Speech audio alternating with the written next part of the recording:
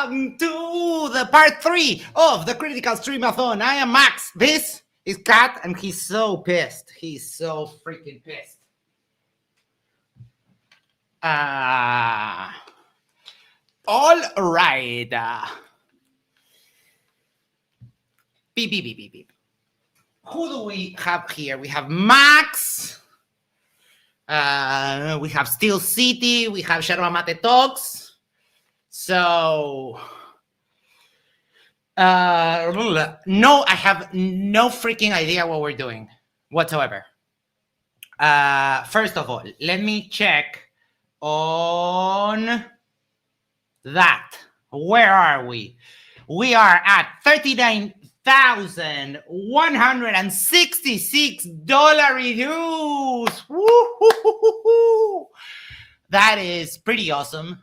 We are steadily increasing that amount.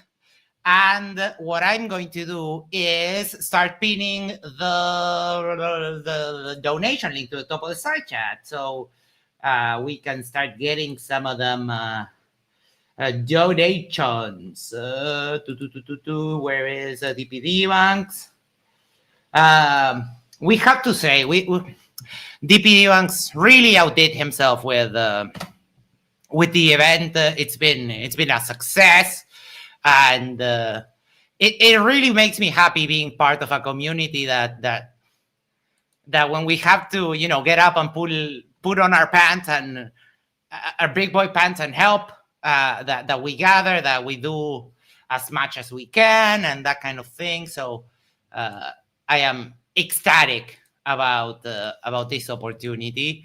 And I said this yesterday on some stream, a little joke, that if I had known that helping felt so good, I wouldn't have gone into punching old ladies in the face. All right, we have pinned that.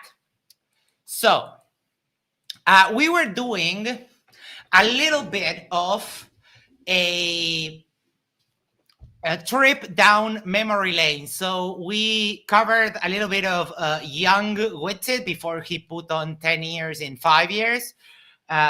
We covered a little bit of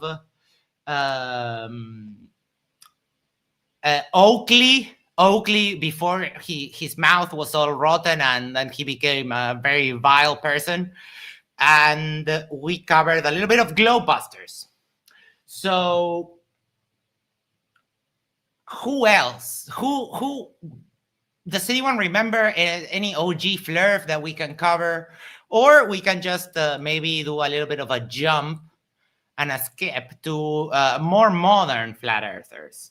Fugazi sent me today a video from Witsit debating Parker from the channel Parker Get a Job.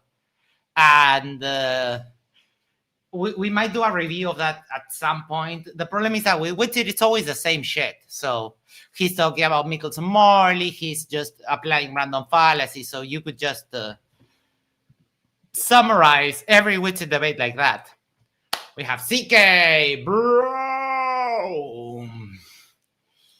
And yeah, it has to be 10, 20, or 33. 33 is very important. If you're feeling more generous, maybe donate that 666, and that way we can get this sorted. So let's see.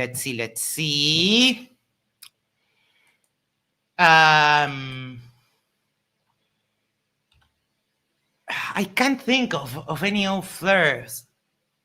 Oh, Sleeping Warrior. Okay, I'm not too familiar with Sleeping Warrior. Let me see. Sleeping Warrior. Max says, did I mess up by sending 50 yesterday? Yes.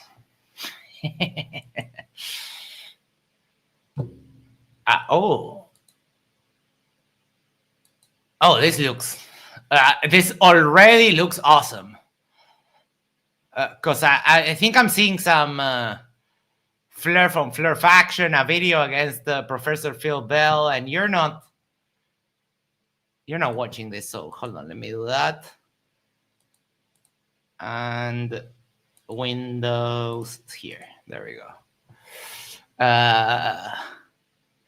So what should we do? Should we do something like this and then go? I'll close my eyes and I'll scroll up and down, up and down, up and down, and then move my mouse a little bit like that, and then boom. Ah, shoot! I was on another screen. All right. Oh, cats. Perfect. Hold on, because I need to change my share because I'm dumb. And let's do that. All right, here we go. Sleeping Warrior sounds like a weird name.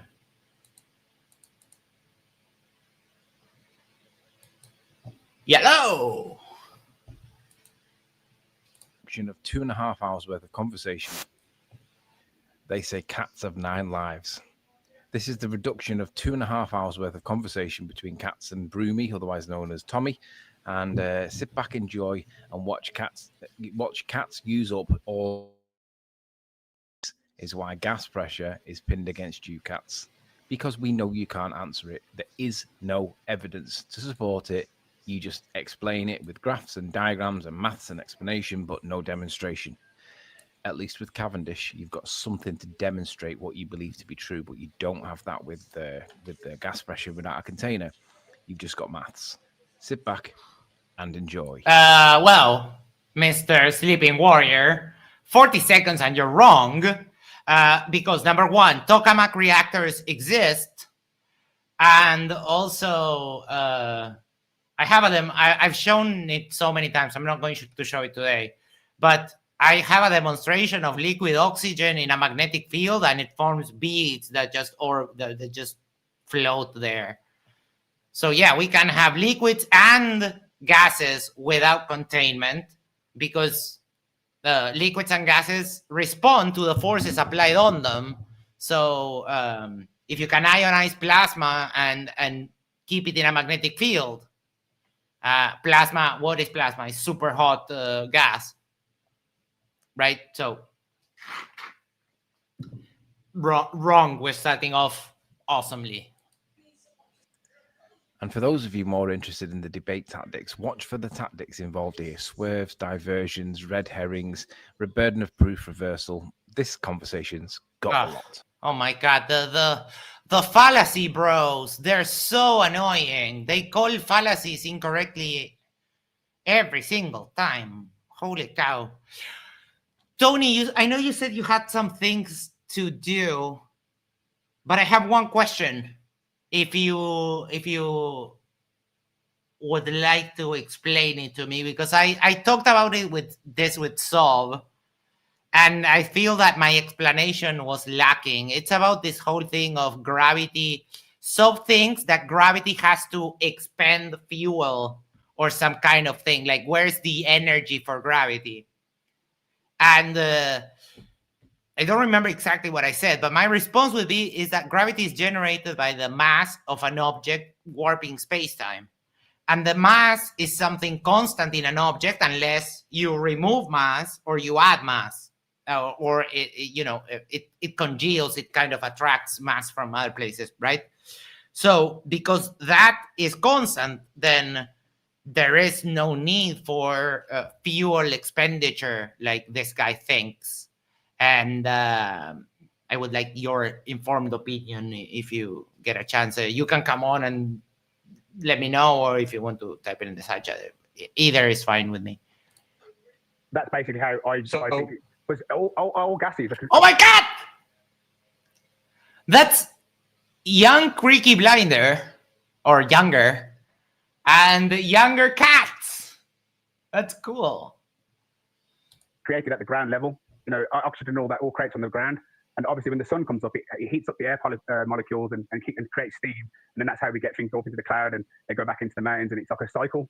So that's in a contained system. That's how we can have a gradient. So your model there, you're talking about gas is rising because the ground is warm, aren't you? But in reality, the denser gases are at the ground, not higher. Yeah, because they're produced at the ground, aren't they? Like plants and all that all produce like the oxygen, and all gases are created at ground level.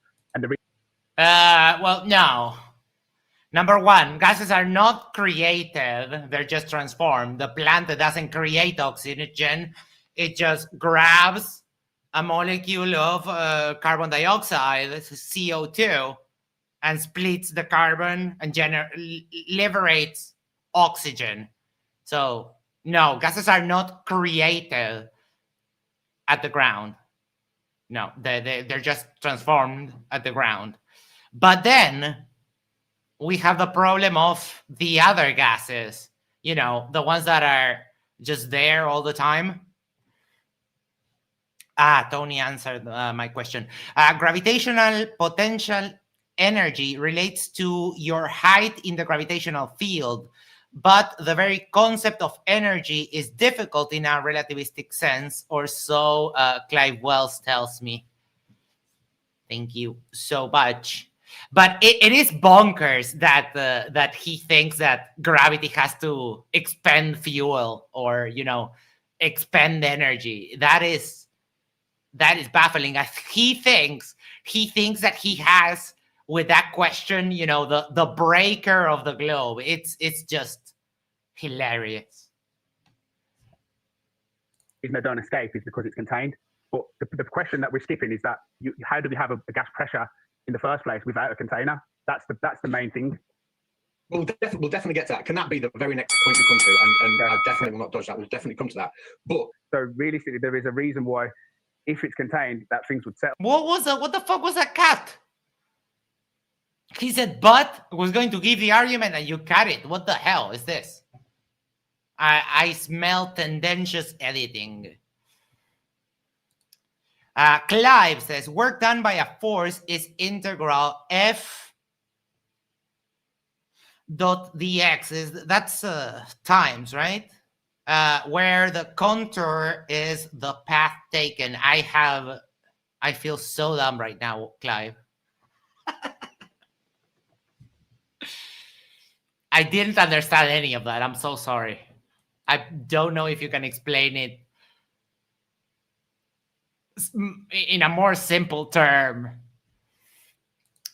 Dot product. Okay. No idea what that is either, but it's okay. I won't pester you with dumbing things down.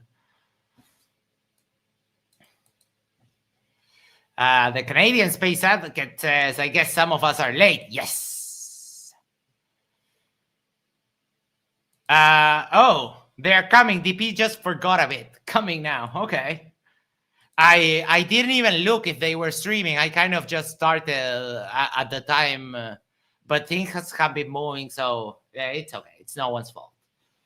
Oh, but we're still getting away from that point of having a gas pressure in the first place without a container, and that's the main thing, because we can't. And I'm not going to skip that. We will definitely get to that. Sorry. So we can demonstrate that you can have gas pressure gradients in a container, but we haven't got no actual demonstrations or experiments to prove gas pressure without a container, and that's the problem. Well, we still yet haven't addressed, you know, pressure without a container. We're still on these things, so I would like to dive into that. That's the trick of but that's sort of the trick of like Nathan Oakley's kind of show, and you watch that kind of stuff where he'll make a point and it's the wrong. Oh fuck! I hit this video already. Holy shit! That bell. Dan says, yeah, we didn't look at the schedule. I didn't either. I was doing the after show and we could have gone a little bit longer and let you guys have more time. I'm sorry, that completely on me. My fuck up. DP had audio problems for 40 minutes. Oh my God. Max sent this, which is from 21 Jump Street, the fuck you science scene, but we can't play movies because they get us demonetized. So that video was horrible. Let's see what they have to say about Professor Phil Bell.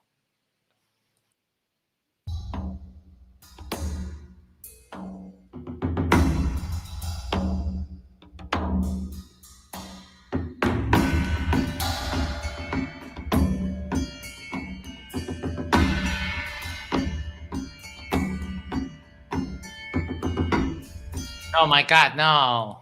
No. No. I'm not going. why make a video of a bunch of conversation? DP Ivan says, sorry, Max, go carry away. It's okay. No, it's no big deal. I should have checked if you guys were still streaming when we're doing the after show, but I didn't want to, like, I'm kind of anal about being late. So yeah, it's actually my bad. Peeps, wait. I don't know how if you want, come along.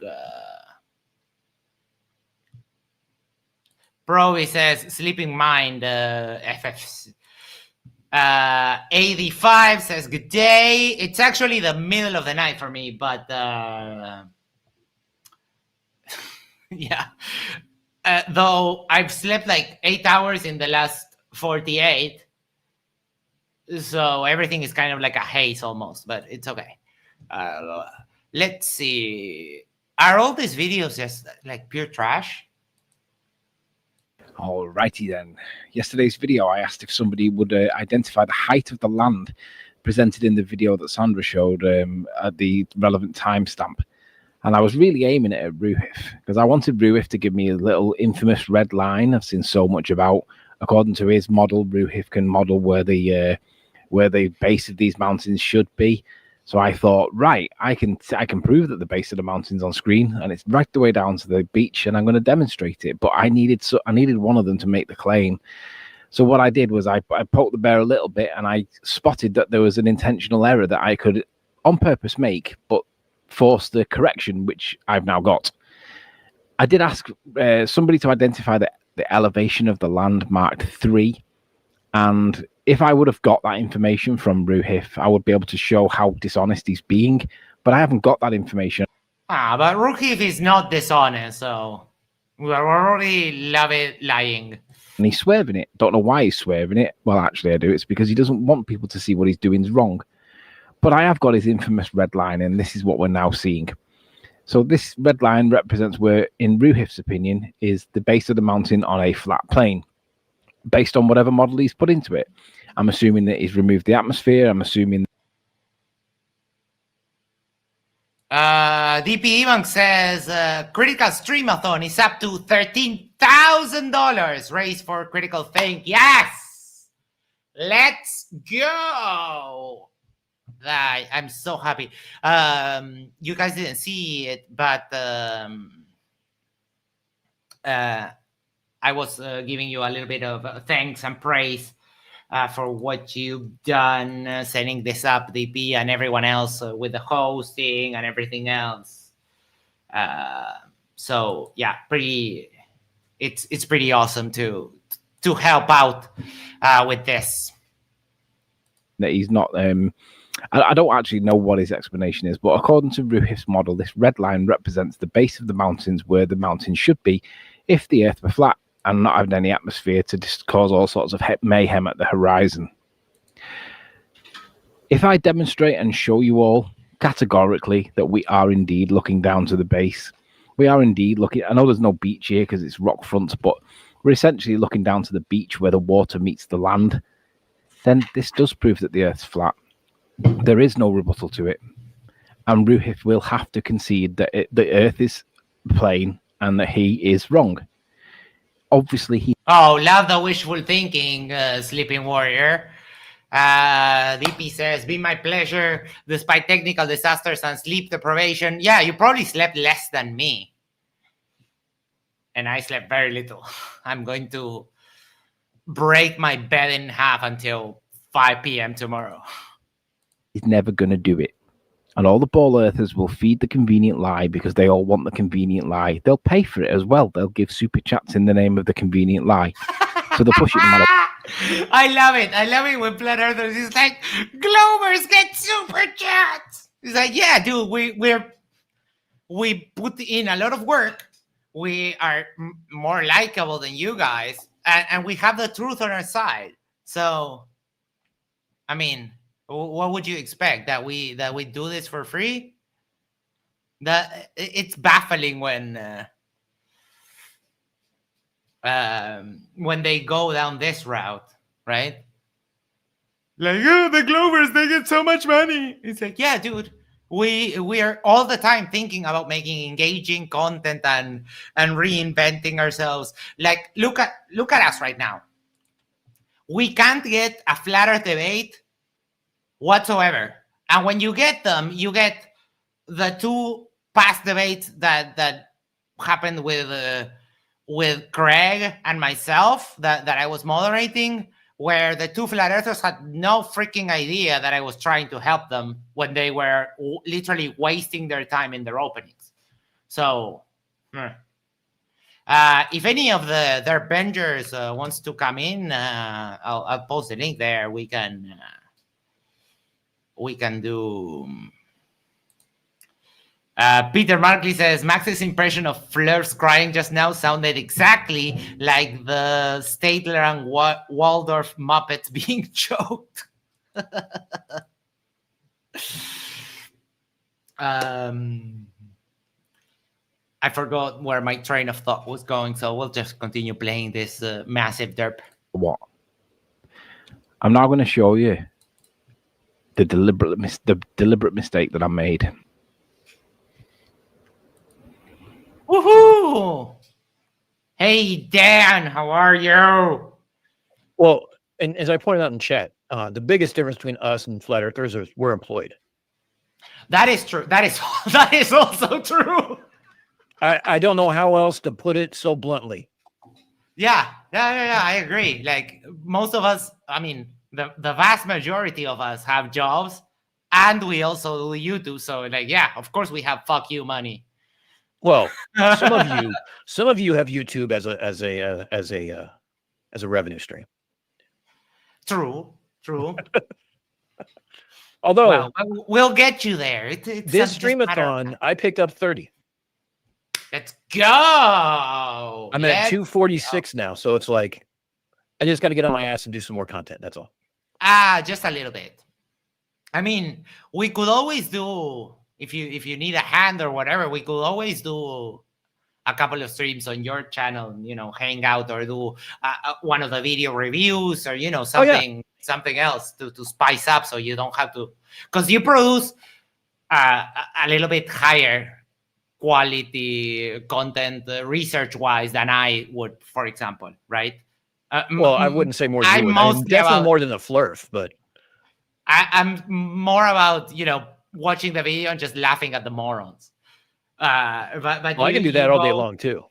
Yes, that is. But for example, when you were doing when you did the presentation of the Battle of the Beings, that was impeccable, right? And what was I watching the other day?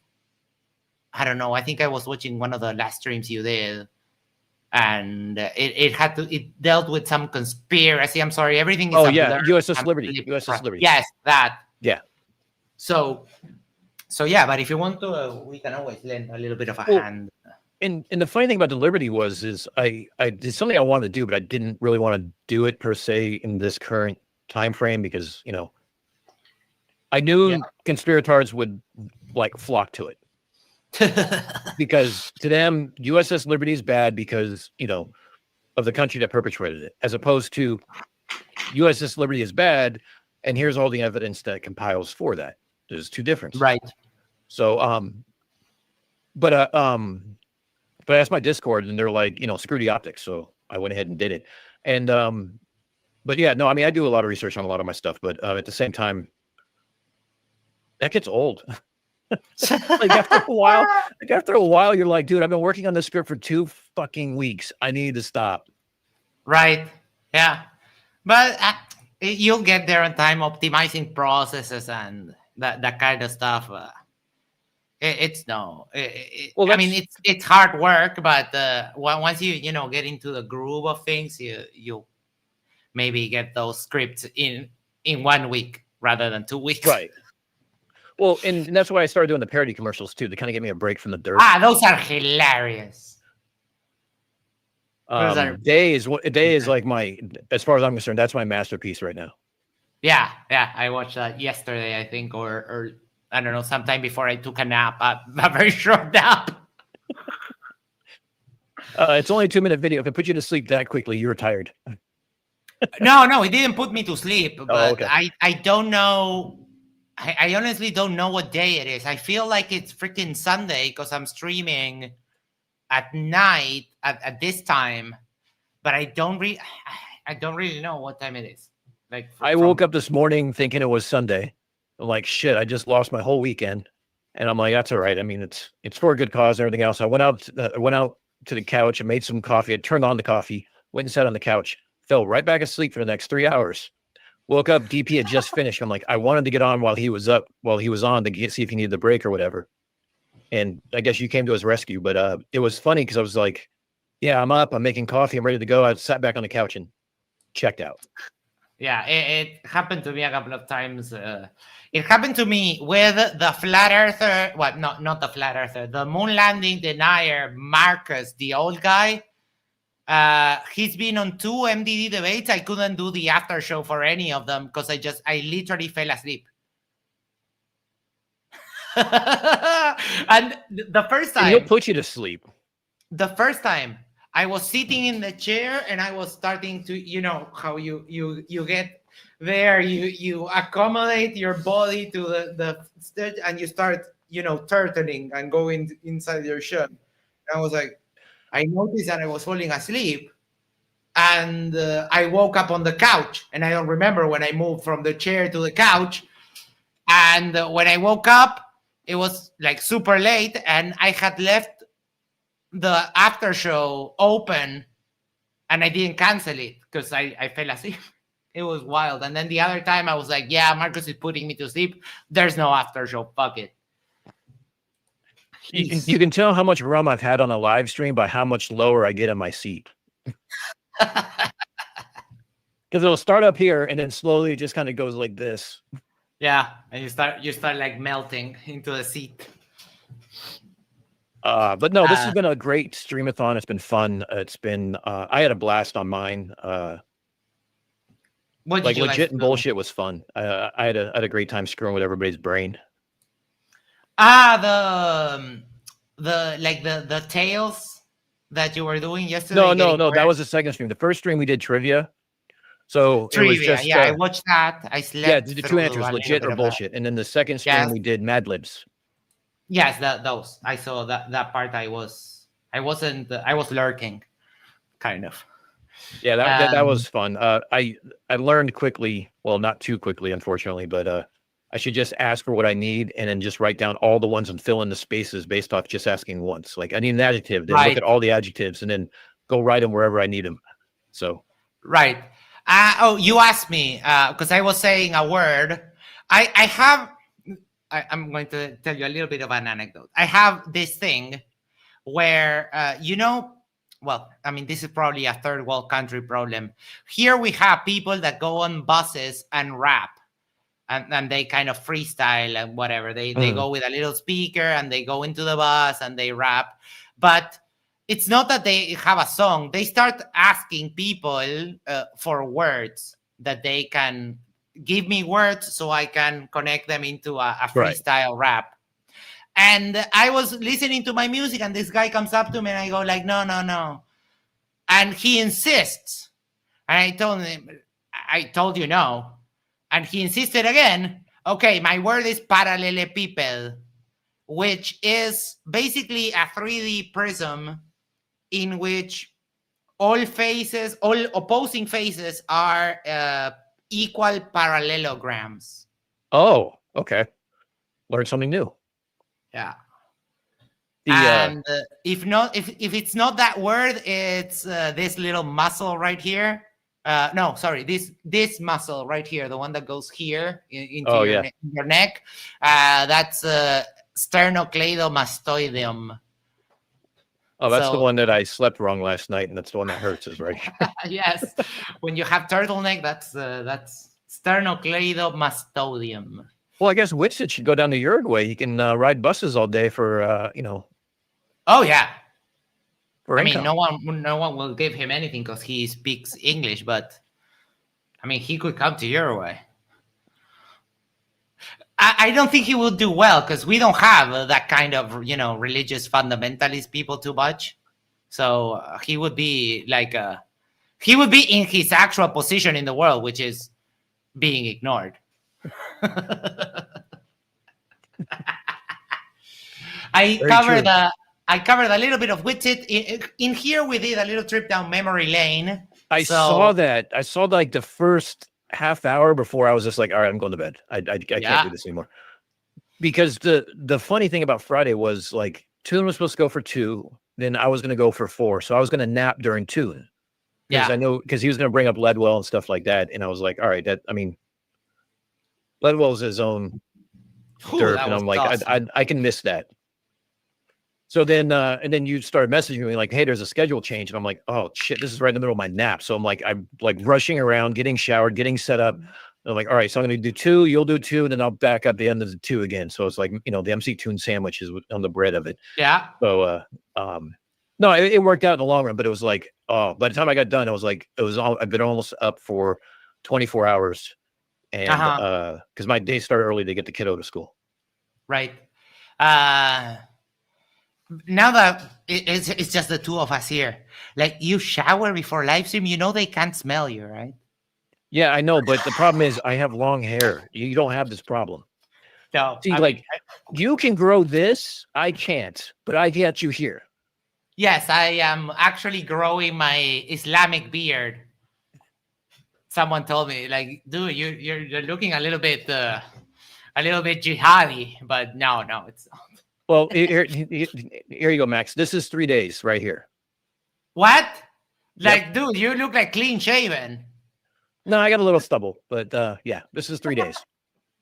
Right, but on camera, like seriously, dude, me in 3 days, I have. I don't know why. But if I don't take a shower because my hair's long, no amount of gel stops the curls from just looking everything. So it's yeah, I have curly hair. So we reviewed initially. I went to Widget's channel and I went to the earliest video he had, and it was just some derp. But then I found a debate with MC Toon. So you have 5 years ago, babyface MC Toon, a little bit. Oh, the baby Muppet stream, yes, chubby cheeks, and Widget just like clean shaven, looks 10 years younger, but then only 5 years pass, but he got 10 years older. I have no idea. See what derp does to you? Yeah. I mean, Widget is my age. Well, I mean, 38 or 30, is he 38? I thought he was longer than that. 34? No, 37. Okay. No, I think he's either from the 1988 or 1989. I'm almost sure. Well, I was in high school in 1989, so. NetTubeUser says, if you can smell people through your webcam, Max, you're a mutant or your computer needs an exorcism. Or both. CK is going. Good night to you. Thank you for dropping by. Night, CK. Mike, I recently learned that you are from 88. Yeah, we're the same age. And Widget is almost like the same day as us. I'm going to like to say that next week I turn 50. So I'm not doing a stream on my birthday because I have plans. But, dad stuff. But day after, I probably will. So the day or two after, one of the days I'll pick. So 24-hour stream, right? 24-hour stream as 50. It's your fucking birthday. It's once a year. What better excuse? What the fuck are we going to talk about for 24 hours? I don't know. I did it. I have no idea what happened after hour 16 because I was also smoking weed, like chain smoking weed, one after the other during the whole day. I did a 9-hour stream for no reason, and I don't even remember what we talked about for the 9 hours. But right. I did. I was doing a stream once, and I had done already 8 hours, and then John, one of our friends here, said like, "Hey, I have 4 hours that I have nothing else. Do you want to stay streaming? And he said, I'll pay you 200 pounds. And I was like, oh my God, are you serious? Yeah. And he did. And we did the 4 hours and he paid the 200 pounds. Jesus. Like, wild. Absolutely wild. So you're a paid entertainer. Yeah, we call them prostitutes, but it's okay. Here it's legal. It doesn't matter. It should be. We have a monkey cap at Pat. Yes. Hey, hello. 85 says, who was 88? I am 88, and Mr. Mike here is also 88. I'm 75. But, so I actually remember Reagan and the 84 Olympics. Huh, interesting. But you don't look 50. No. Like, well, thank you. Well, you're taking. That's because I haven't been around derp as long as some of you guys. That's why. Oh yeah. I was remembering in the after show we did just now that in October is my 2-year anniversary of becoming like an actual YouTube host. Oh wow, that's pretty bombastic. Yeah, that is pretty cool. And I was remembering that in the past 2 years we've done almost every after show for every debate that there has been on MDD and some other ones. So that's like literally hundreds of debates analyzed and that kind of a thing. It's pretty cool. So how did that really start? You just happened to be in their chat. They made you a mod, and you started doing after shows, and you kind of invited them, and they just decided that it was a good thing to do, or no? So Voldemort started the channel with Ryan, Justin, and Earl.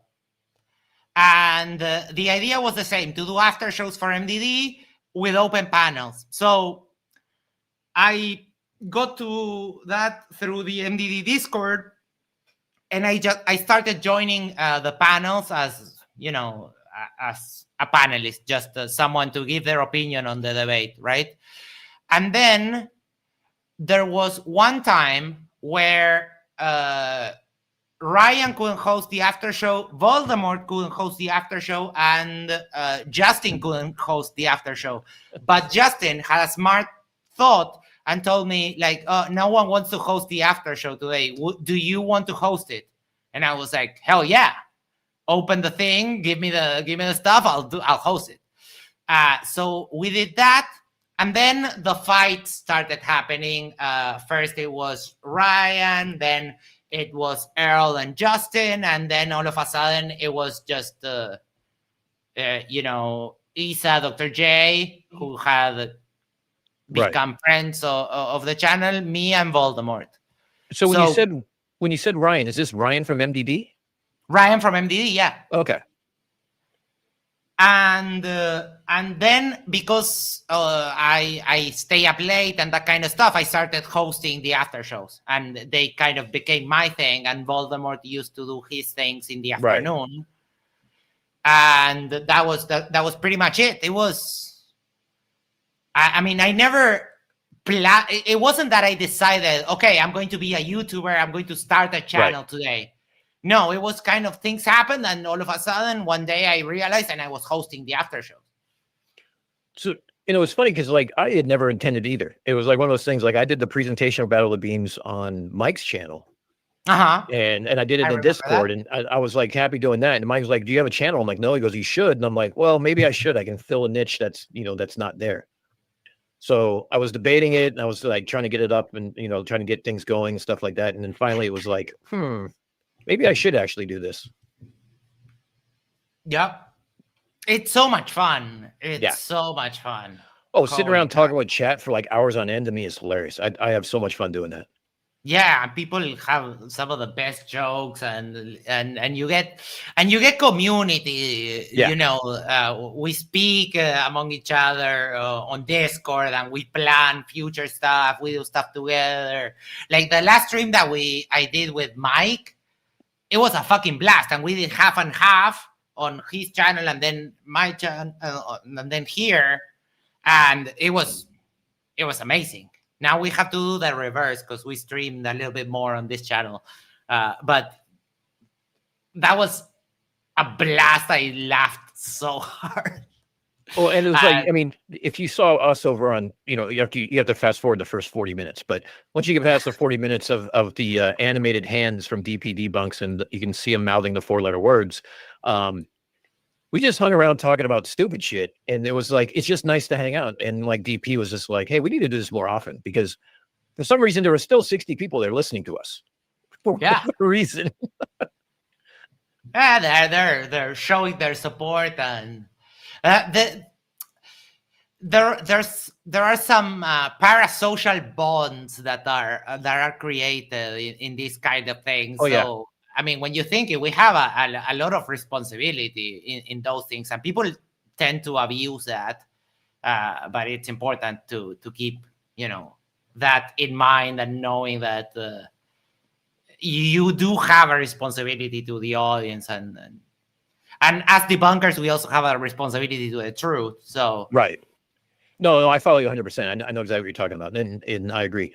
But at the same time, too, it's like it's like chat who gives me ideas. It's like the Code Talkers one that I did, that came from Emma, and then the Liberty was mine. But like some of these other ones, other people are providing me with ideas. Like Calder gave me one about doing something about Denver International Airport because all the fucking conspiracies around that place, and I love having that. And it's like, and just even playing legit and bullshit, to me that was hilarious. I had fun doing that, and I don't know, that might be a staple on the stream now. That's cool. Yeah, I was watching that, but I was in the couch back there, and I wasn't going to come to the computer to type. Well, and it's like, and when we changed, like I usually put my intro up on the screen so I can kind of like it's like an outline, so I know what just kind of give everybody what I'm going to be talking about, like this stream kind of mentality. Mm-hmm. And just because I'll start stuttering and I'll start going in tangents because at night all my meds wear off or for my ADHD. And next thing you know, I'm like fucking squirrel. And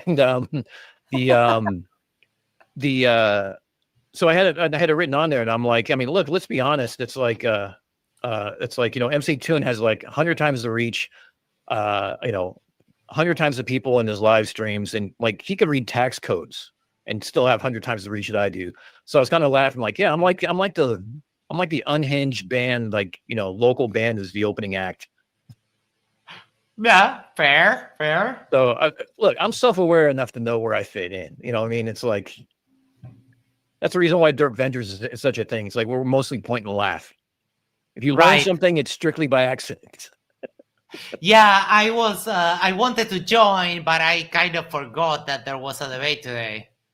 So, and Apollos asked me if we were doing the after show. I was like, yeah, hell yeah, let's go. I can sleep when I'm dead. Yeah, we'll do. I mean, we're gonna do more of them too. Just nothing else. Hang out, share ideas, collaborate on stuff and things like that. So I was speaking with DP one day, and I already came up with my their Avenger character, which is the White Panther.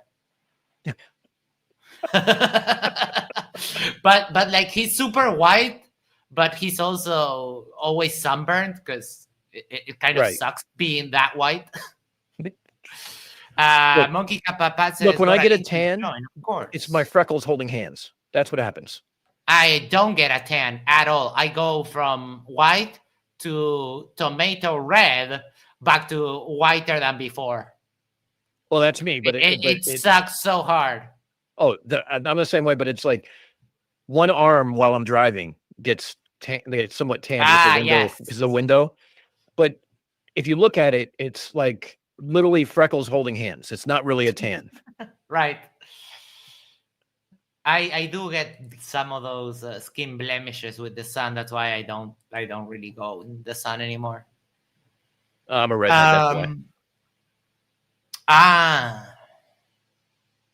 Fair enough. You can't tell anymore. No, you can't tell. 50 years. Oh, actually, maybe if I had a brighter light or if I was doing it outside, maybe. But I used to be blonde before I was bald. I saw the old pictures of you. Yeah. You put them up one night. Yeah, I still have some that I use as, promo images from back when I had hair. Now it's a little bit catfishy, so I'm I took new ones as a bald person. But yeah, You embrace the baldness. That's all. it was like I don't have a choice anymore because it started with the garage entrances on the side for one for each car, and then it started becoming its own rubble zone, and it was just blowing away, and then this part here has almost no hair. I still have a shit ton of hair like here. Oh, you got the Friar Tuck thing going.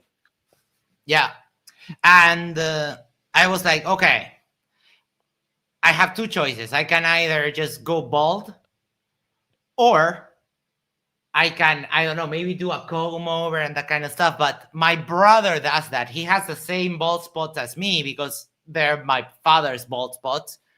And he does the whole comb over thing. It's awful and disgusting. I don't know why he does that. Where is Mr. Monkey Cat, Pat? Because I did give you the link here. And if anyone else wants to join and just derp out with us, you're more than welcome. At some point, we will go back to doing, I don't know, maybe some reviewing or some shit like that. But Flat Earth is so in shambles. Oh, I think we can talk about that. Flat Earth is that's a fun conversation. so in shambles. Yep. The infighting is not debate. The infighting, no one is debating. Only like the bottom of the barrel, the slag is Hakeem. Yeah, but Hakeem's like the only one who debates.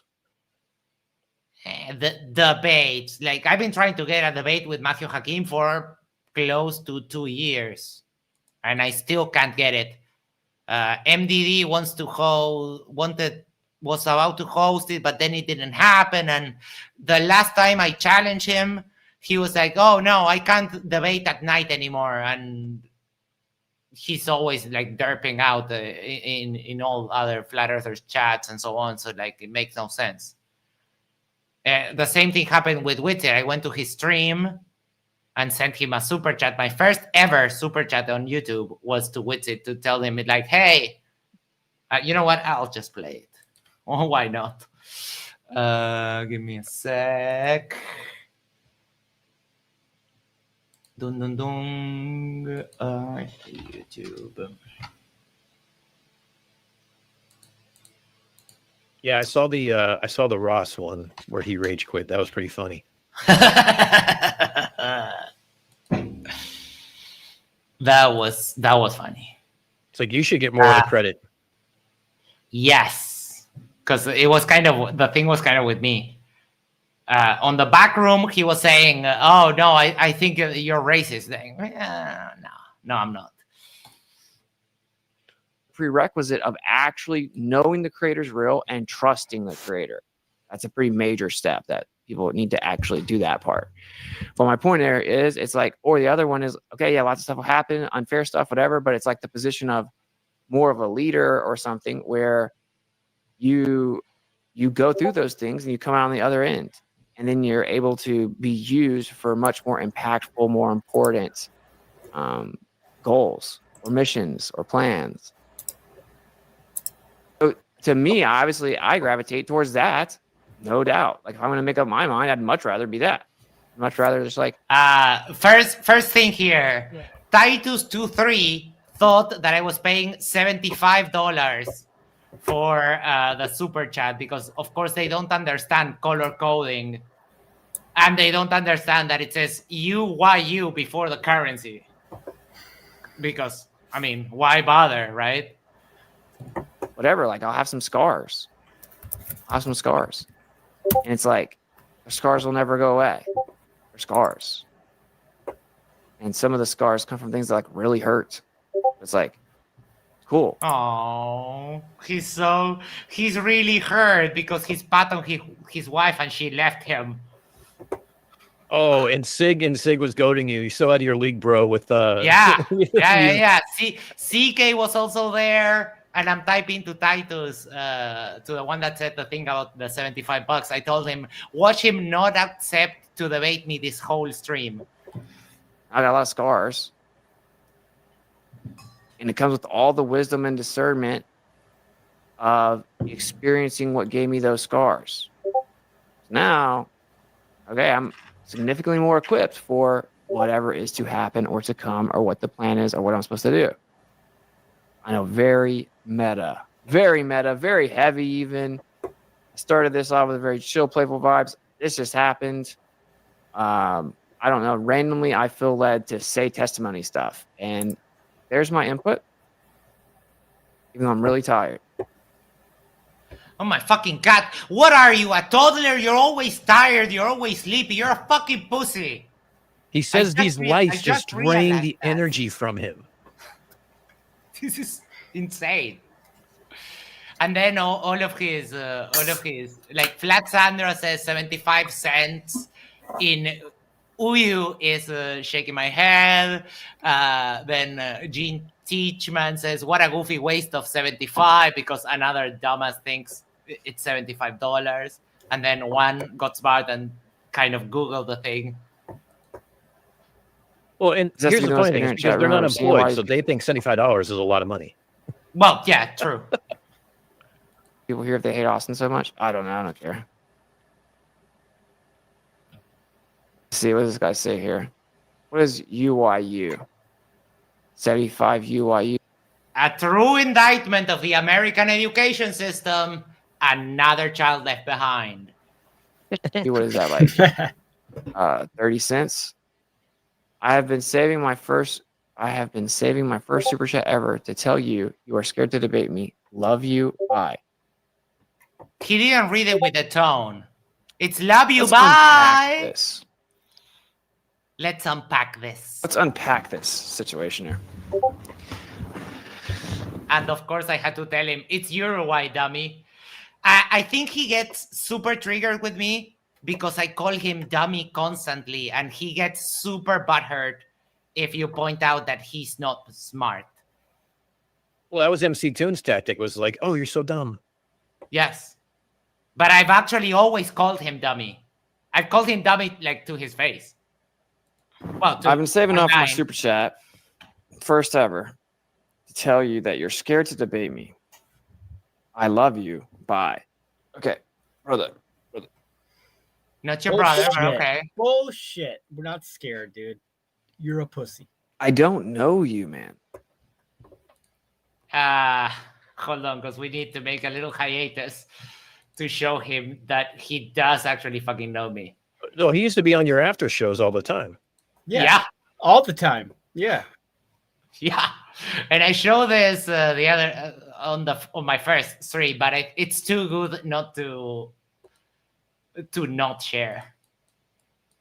Let me make it full screen. Stop this. Go that. Entire screen. Share the audio, and we're off to the races. Hold on. Clive Wells said Witless never went to school. He didn't want to brag how humble he is to the other kids.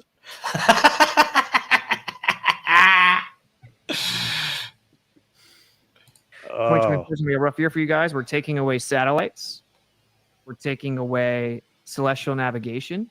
We're taking away claimed Euclidean visual space. Mark's dying. Taking away the sky. And that's going to be rough for you guys. I mean, there's literally no rebuttal to any of them. Like when you claim that these things don't work on a flat Earth, we've proven that they do now objectively. 2024 is going to be a rough year for you guys. We're taking away- That will never. You know how humor has a law of diminishing returns, that you can just repeat the same joke over and over because it becomes less funny? That clip will never lose its level of hilarity because it's so good. It's so good. That is early 2024, right? Oh no, DP's got a counter for that. Yes, DP has a counter, but he doesn't have this clip. This is the proper clip. DP, I'll get it to you. I can't download it, but if you can, maybe I can record the screen and send it over to you. because that is the continuation where the clip that DP has stops is when this one starts. Let's finish watching that, and we'll say hi to Monkey Cat Pat Pat and the rest.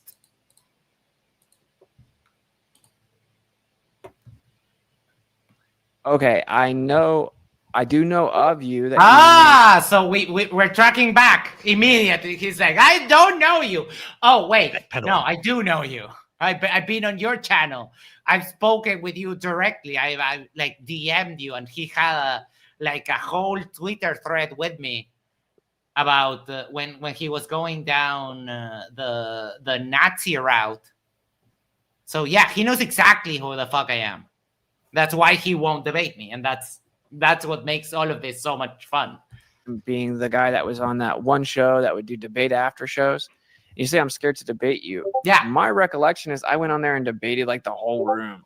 So Yeah. You can yap all you want, but 1v1 with me, I mean, your butthole clenches. Just admit it and move on. one.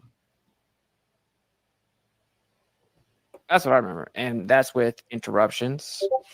And what that turns into is to even like fairly address the conversation. It basically turns into me having to talk the whole time. And then that's twisted as though I'm like hogging the mic and I'm like arrogant or whatever. And it's like, no, it's just you're ignorant on this subject. You're now. Motherfucker, there's nothing, literally nothing that you know more than me. I would bet a knowledge contest in any field that you want, anything. I would bet you whatever. What's it? You're a dumbass, like literally a dumbass. Titus said, Max, you claim that you love Austin. Of course, they didn't get the sarcasm in that final comment. But this is how you treat people that you love, by throwing a couple of dollars at them and begging for a debate. Some love, man. That's some love. Oh, It's lost on them. no, And- it went like.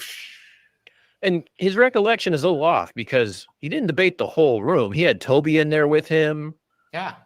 so it wasn't the whole room. Yeah, and this idea that you have to hold on. Trying to And ask one. me about it. So now I have to like explain it to you, explain your position to you. Like, Explain it to you, explain your position to you. Motherfucker, who do you think you are? You're just a liar. You're just what was it? You're just a high-tech hobo. That's exactly what you are. That's a perfect description of Witsit. He's a high-tech hobo. And that's Main it. character syndrome. Also that. But high-tech hobo is it's top-notch. Oh yeah, no, that's I definitely better. qualify the question, fix your question even, then properly answer it. Now I need to lay the groundwork for the room. So it just turns into this like I'm having to teach you guys this stuff that you're so arrogant about, just so you can then be.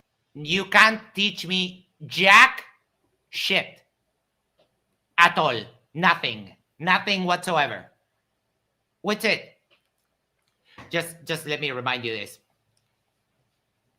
You speak your own language acceptably, but I would even challenge you to an English test, to a CPE, Certificate of Proficiency in English test, and you will lose against me because it's a hard test, and even native people require some studying for that. So, like, we can go at whatever you want. Want to talk about religion? We can talk religion. Want to talk about flat Earth? We can talk flat Earth. Want to take an IQ test? We can take an IQ test. Want to take an English test? We can take an English test. Geography, history, whatever the fuck. Biology, whatever you want. I'll debate you on any topic, even if I don't hold the position, and I'll still win. Because you're dumb as fuck. Arrogant about it falsely. That's my recollection. Now, as to you pretending I'm scared to debate you, bro, I'm not scared to. I mean this very literally. You are scared because this video happened 3 weeks ago. And the debate is still not scheduled. And I've been sending him weekly reminders that he's still scared of me and he still hasn't accepted the debate that he said he wasn't scared to take. I'm having so much fun. Okay, I am not scared to debate anyone on Earth. Literally, And of course, I think very few I got people timed can out. debate well. Which is I could OD on heroin, be foaming at the mouth, and still out debate you. Like you're a dumb person. Which you're not that smart. So I am not afraid to debate anybody. Of course, me not debating you and being scared to debate you are two very different things. Okay. If I ran to placate to some fragility of ego to accommodate any and every request, masquerading as some type of revelation of fear, I would be on the computer debating random people for no real reason in front of. I mean, you used to do that, but now you can't, because as soon as you enter in a debate, the only thing someone has to say is, you saw the 24-hour sun in Antarctica, and just lay back. Just sit back and don't say anything else, and that's it. You won. You can't do flat Earth debates anymore with it. That's it. It's over. Who was the guy that was playing back on modern day debates? He's playing back Witset's own words, like through a soundboard or something like that. I'll show you that in a second. I'll show you that after this one, because All he did was Just a complain few to the moderator. Are you going to allow this? yes, I have that clip. all the time, bruh. That doesn't work. I'm not scared to debate you. I don't know what you're talking about. I'm sure I'll go check the chat. I'm sure you have some experience that only you know about. Yeah, only you know. The whole thread where you reply directly to me, it's only something I know. Sure. Let's go with that. In terms of me and you, about how you've dropped comments that I haven't seen somewhere on some of my stuff, or replies, or I said this in the live chat that one time in 2017 when you were debating. You didn't see it? Yeah, but not 2017. It was 2023 at the most. It's like channel that you don't know exists. But he does. Oh my God, we have a crash out. Oh, isn't that adorable? Oh. Oh, That seems to be like a pretty. Bye. Go crash out somewhere else.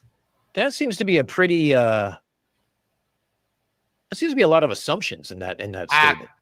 A crazy, like a crazy person, completely crazy. What the freaking hell? I mean, society is way better since we allow perversion a little bit. I mean, don't get me wrong. Maybe it's because you don't get any. But when you know where to look and how to take advantage of it in a consensual way, perversion is awesome. But that was a speed run. That was the fastest ban I've ever done. Yeah, I didn't even have a chance to even read it, what he said. That's now it was this. okay. Then it was this. Okay. And then it was this. And then good day. Lovely. That's just where you're challenging me to some hyper specific debate that I don't even know what you're. No one said hyper specific. I in fact, I kind of the opposite. I'll debate you on anything, dummy. I don't know what you're referencing. So don't you see this dynamic is kind of weird? Yes, you are fucking weird. And you said you're not scared to debate me, but then you didn't accept the debate, which actually means you're fucking terrified and your butthole clenched. You asked me for this. This is one of my favorite clips ever. What's the clips? 1, 2, 3. It's this one. Yes, it's this one.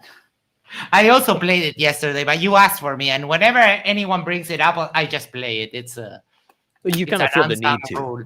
Yeah, I mean, this clip will never get old. you did math and you could pass the test and not have to write the answers down. So why don't you tell me, how would you integrate this? What would be the proper way to integrate this? No, dude, Ryan, why are you not moderating? You see that all the guy is doing is intentionally avoiding every single aspect of the actual debate in the subject, every point that I've made. He came here in complete bad faith, has played clips of me out of context, has tried to do anything but actually have a debate. They weren't out of context. Like, I am generally not partial. This is not something that you can do all debates. But I think that Daryl's use of this technique in this particular case was just masterful, and you had nothing to do other than bitch and moan. It just painted them for being a whining baby about it, and because he didn't want to do a math problem. No, it wasn't Sea Lion Prime. It was Daryl Berry Jr. Yeah, that was a great debate. I have a bunch of clips. And Max also has the same thing. Whenever I play the clip, he sends $2 Singaporean and says, Ryan! Thank you so much, Max. Yeah, what? Sorry, Monkey Cat Pat Pat. Hello, how are you? Hello, how are you? I'm doing awesome. I figured I'd jump on and have a chat with you guys. Why not? How you doing, Monkey? I'm good, man. I normally don't pop up on these things, but I figured I'd come say hi. Well, definitely. No, it was great having everybody like in the streams. I think you're in most of them, probably more than the ones I was in. I tried to. Yeah, I was trying to pop in and out, and whenever I slept, I left the stream running. Yeah, I definitely fell asleep to a few. I go late, and I'm just like, I'm done. Like, if I'm talkative and chatting, and all of a sudden I go like dead silent, it's because it's still running, but I went to bed. Yeah. Same here. I'm watching. Well, I'm not paying attention, but I'm watching. You're watching the insides of your eyes. Yes, I do that all the time. Yeah. Yep. I have a lot of trouble sleeping, but whenever I yawn a couple of times, it's like go to bed within the next 15 minutes, and you're golden. If I push it like 20, then it becomes such a chore to actually fall asleep. Yep. I had a really weird experience. I wanted to share this on stream and I forgot to, but I'll share it here. Yeah. So I was watching Professor Dave, one of his videos. I forgot which one it was. I think it was his dismantling of Dearth or something like that. Again, because it's so much fun. And I ended up falling asleep on the couch. And I had a dream that some of my I have some friends who are childhood friends who are very Baptist and very evangelical, and they so it was Professor Dave's video of him showing somebody else's response to his creationism video or series, and the guys, the two guys that were doing the video, they were in my dream as the voices of the two childhood friends I had. And like, I woke up after 15 minutes going, what the fuck did I just dream about? Then I look at the TV and I'm like, oh my God, I need to stop. I need to not fall asleep on the couch with this shit on. Like, I'm having that to happens. Sleep. Looks like we have some people with the same problem for sleeping as me. It's like if you miss your sleeping window, then you're sucker. You're screwed. Yep. Yeah. And I've noticed that as I get older, I'm sleeping like 6 hours a day now regularly, and not that I just wake up or the cat wakes me up. Like today, in the morning I wanted to sleep. I had enough time to sleep normally. But the freaking cat woke me up, like yelling, like he was super hungry, and the plate was only half full. I was like, but then he woke me up, and I couldn't go back to sleep again. That's okay, like kids like that. Yeah.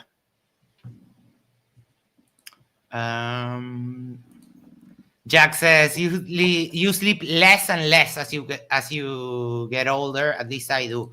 Yeah, but I have I've had insomnia since I'm like 13, 14.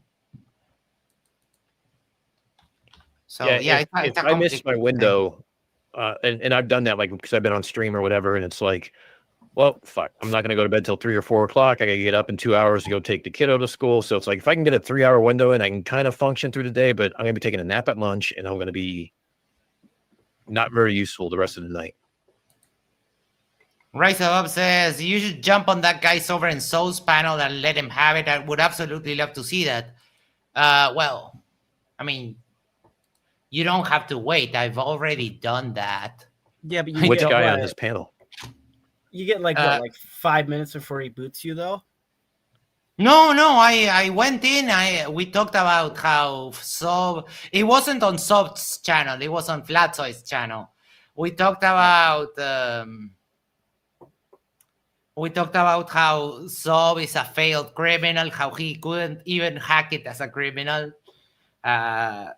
and that's when he said the gravity requires energy. Like, where's the fuel for the gravity? Like, it was an engine. It's dumb as hell. It needs to be started and yes, break that. Like dude thinks that gravity is just batteries. Max said that I need to stop doing the Ryan thing or his cats won't eat this month.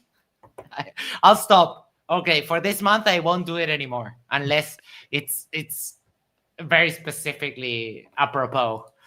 Katie says our cat is a rescue, and when we first got her, she would ration her food because she thought that that was all she'd have. Yeah, they do that. They do that when you get them, because if you leave them, they ration the food if you go away and they don't know when you're coming back. Like, cats are super smart. I don't know his history. He's just so arrogant. Yeah, he is. But we've all mopped the floor with him. It doesn't take any effect because he's just too dumb to understand how he's been like completely outmatched. So what reality the streams. Let me see which one it was, because I don't freaking remember. Was it this one? Farewell TFE. I know UK Curious Debunks was there. I sometimes hear myself. Anyone know what's happening? I don't know. Hope it's not me. Any of you on like speakerphone or anything like that? Nope. It might be a little bit on me. My game might be okay. I use a monitor speaker instead of headphones. Mm-hmm. Gotcha. I want a dent in my head. Get good headphones with padding. Let's get good. It just makes my ears itch and everything else. I got these big ass ears and they don't fit in the cups very well. So I used to have earbuds that I would plug into my mic. But yeah, the USB ones usually have that. Which the hell? Yeah, they just sit here in the pouch now.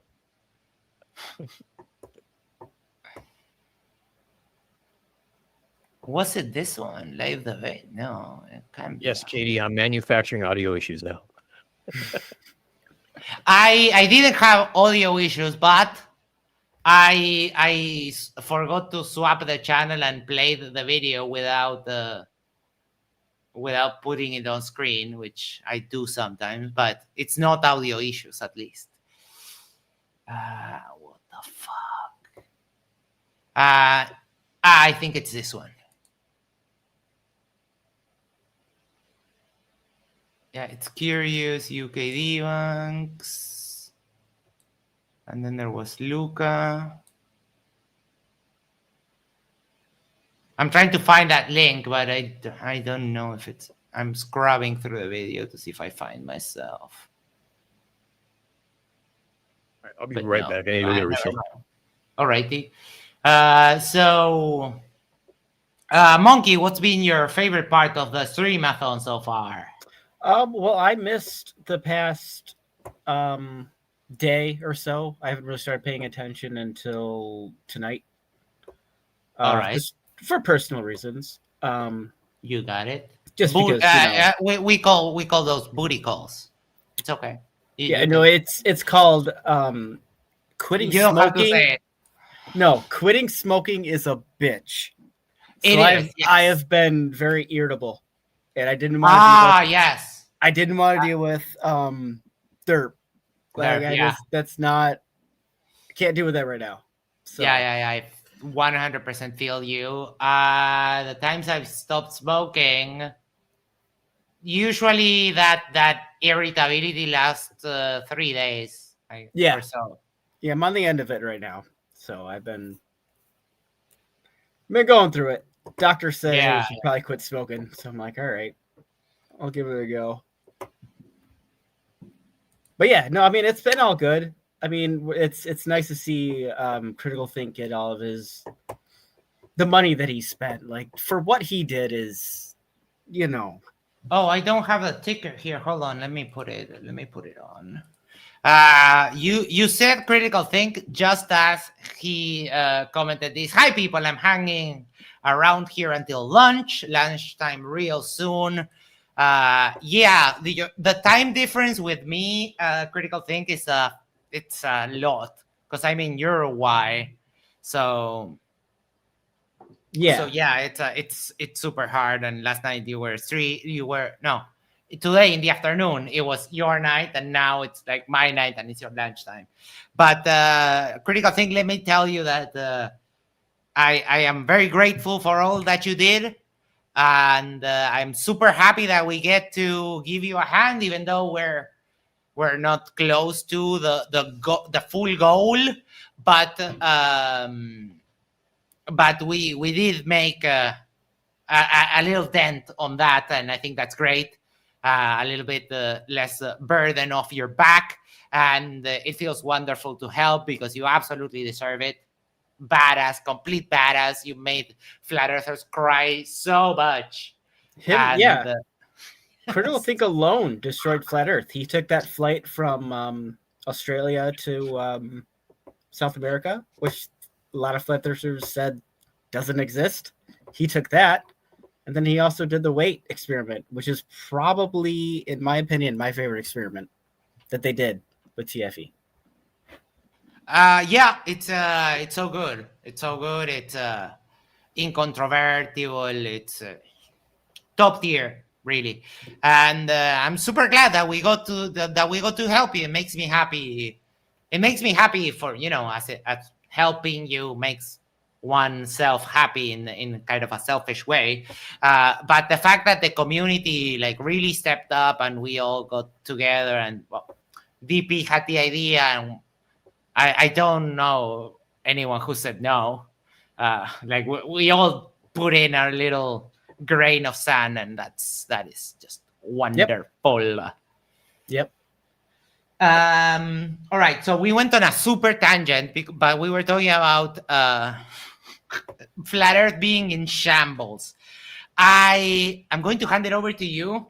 I need to go to the toilet for 2 minutes. So if you can take over. And maybe if you want to talk about that or whatever you want to make yourselves at home, I'll be right back. Yeah, of course. Okay, so TFE basically put Flat Earth into shambles. And I have been in this community for about 6 years. And Flat Earthers have, for all these years, saying, if you can prove a 24-hour sun in Antarctica, that's going to be a problem. Well, guess what? We did that. And now they're saying, well, that doesn't matter. You look at people like Sav. You look at people like Vlad, Eidenberg's 92,000. They're all saying all of this is faked. How? How is this all faked? None of it is faked. Literally none of it. You're just saying it because you have a cult belief of this. Okay, and you have the other night, you had Red Rhetoric and Mike from Drunk to Bug Show, literally filming Titan showing an eclipse on Saturn, showing the shadow. And I was watching Roger Ledwell, and he said, those are just lights in the sky, doesn't prove anything. I would like to see why that doesn't prove anything, because in my opinion, that proves everything. So I don't know what else to say here. You got people like Jaron. I will talk a little bit about him. I respect him. Yeah, he still has his issues that he needs to deal with and stuff like that. But you got also like Witsit, who is just so just indoctrinated into this cult. Like I said, Flat Earth is a cult.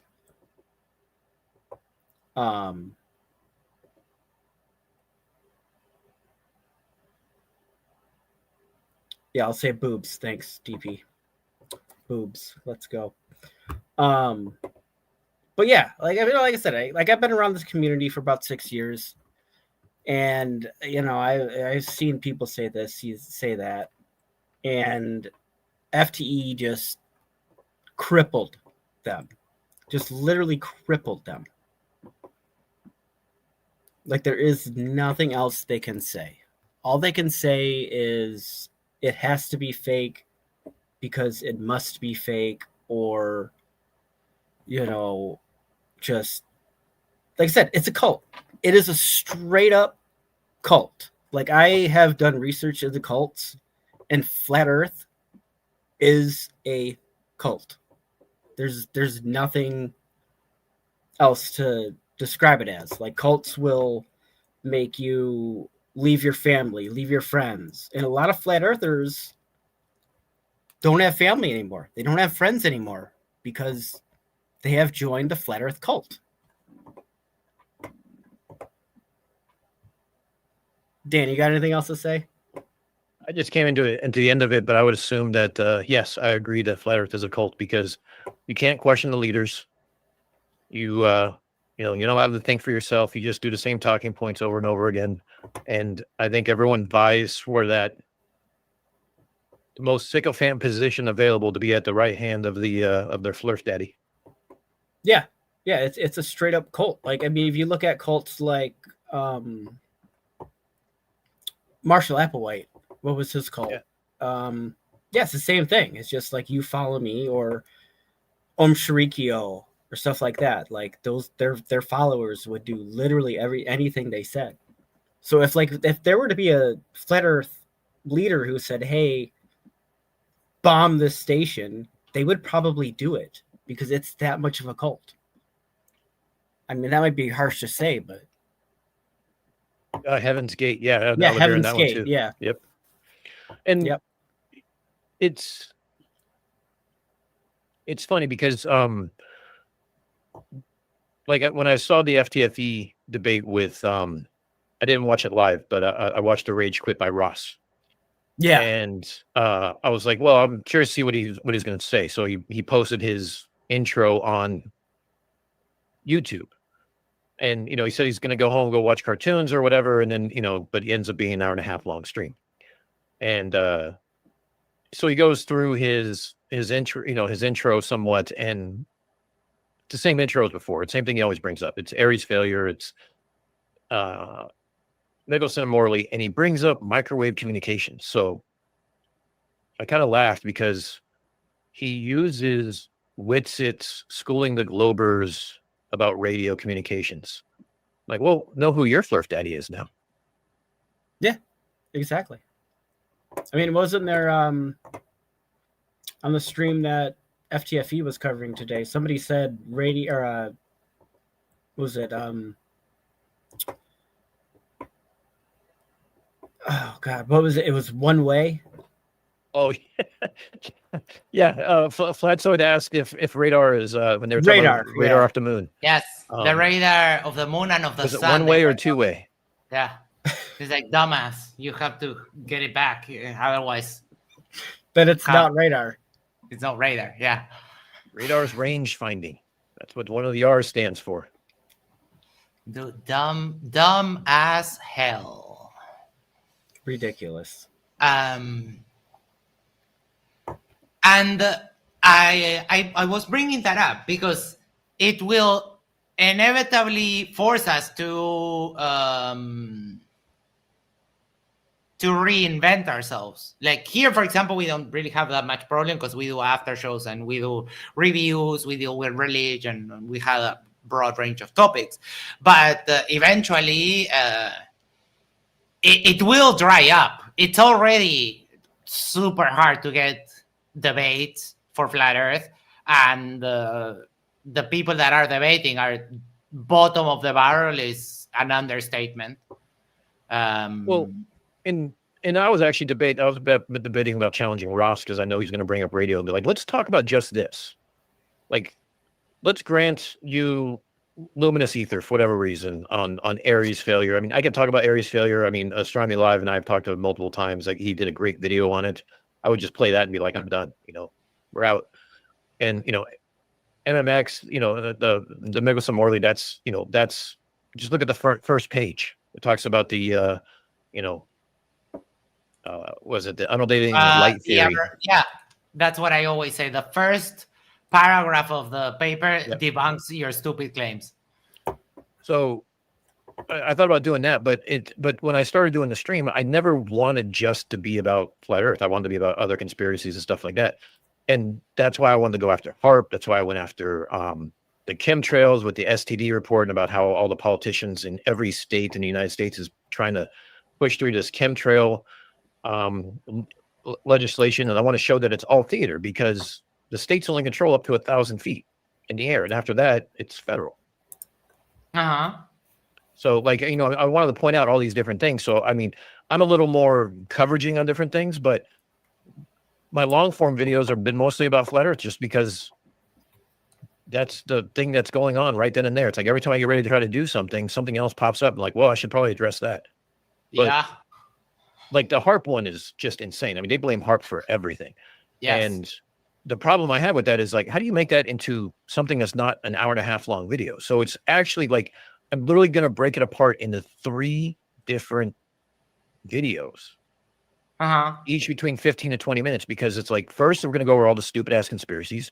Then we're going to go after where it's derived from. Namely, it's a specific book and a specific reading of a patent. And then actually go into what the actual capabilities are of HARP. Uh-huh. So if I was to put that in one video, that's like 90 minutes. No one's going to sit through listening to me drone on for 90 fucking minutes. No, nobody wants to listen to that. I mean, I would, but people watch it. Yeah, I think doing it in 3 parts is good. But yeah, do the whole thing. And I was listening. You are right.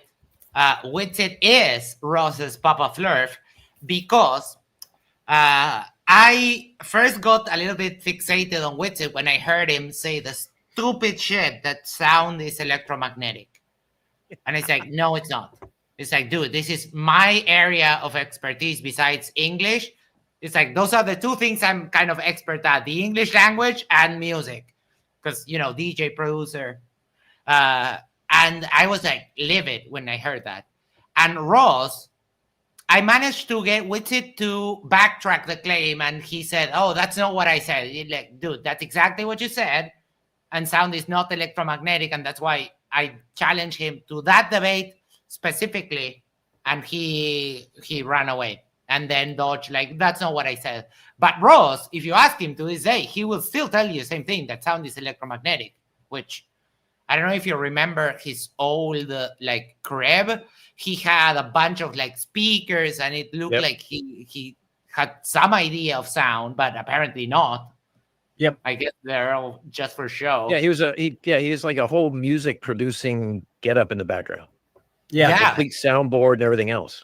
Weird.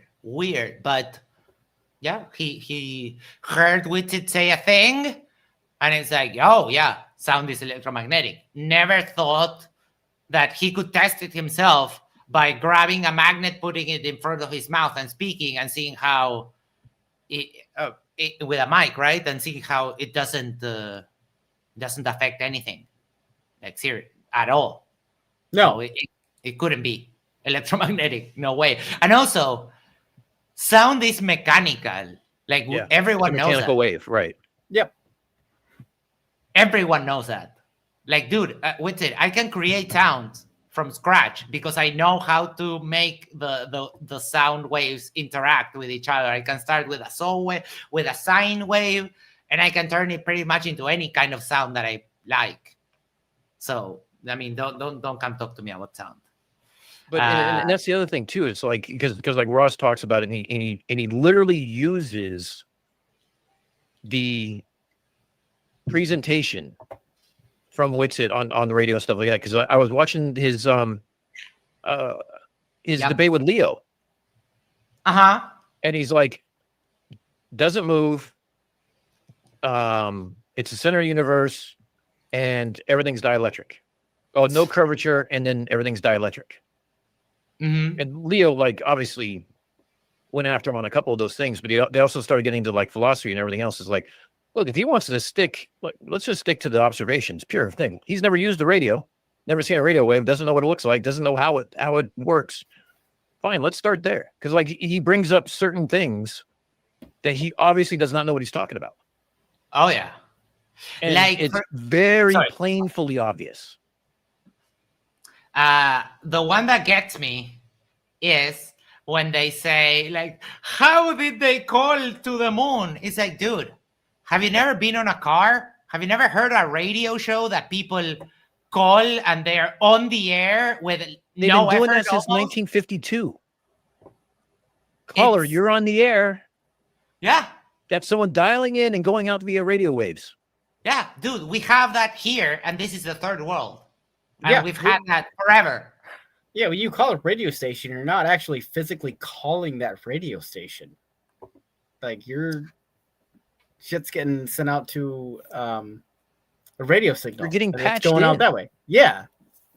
Yeah, it's just basically how we redirect audio from Discord into, like, it's the same thing. Like there's no problem in transmitting a voice signal through radio. I just think they like it because they show him like he's on an actual like telephone. They're like, oh, he's actually talking to the moon. I'm like, son of a bitch. I mean, Well, yeah, they 'cause patched him. He called 'cause he an called operator. Houston. They patched him in, and that's He it. called Houston, and Houston patched him into the radio. And they can't understand that. They can't understand that. That still happens today. Like, you can go on the radio and find a show at any time during the 24 hours of the day. You can find a call-in show on the radio.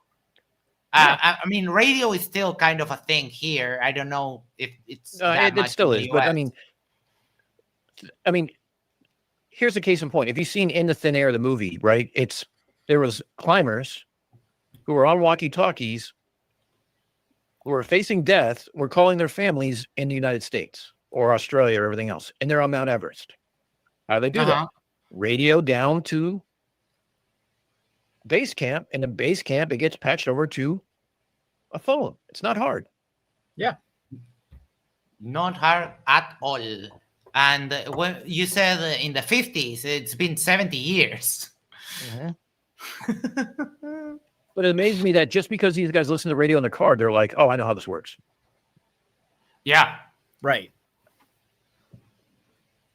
But they forget about those things which are like trivial knowledge. Like, who hasn't called a radio show to get tickets or to just call in to tell an anecdote or a story or whatever? Yeah, I have. I have. I won clubbing tickets with the radio when I was younger, and my mom wouldn't give me money to go out. I won tickets to the first Vans Warped Tour. Oh, there you go. Monkey wasn't born until the 10th Warped Tour, but what are you talking about, dude? I was awake then. I was born in 87, you piece of shit. Oh, that's cool. We were talking that Mike and I are 88. And I have a doubt if Witted is 88 or 87 or 89. But I think he's around that age, yeah. Yeah. I will tell you what, like this community as a whole, seeing what they did with critical think and everything else, some of the collaborations coming out of this, like, you know, helping to collaborate with DP on the Dingo Fence was fun. I was working with CMS, Conspiracy Music Studios, where I helped them with the Fallacy Machine and the Iron Derp 92 Million songs.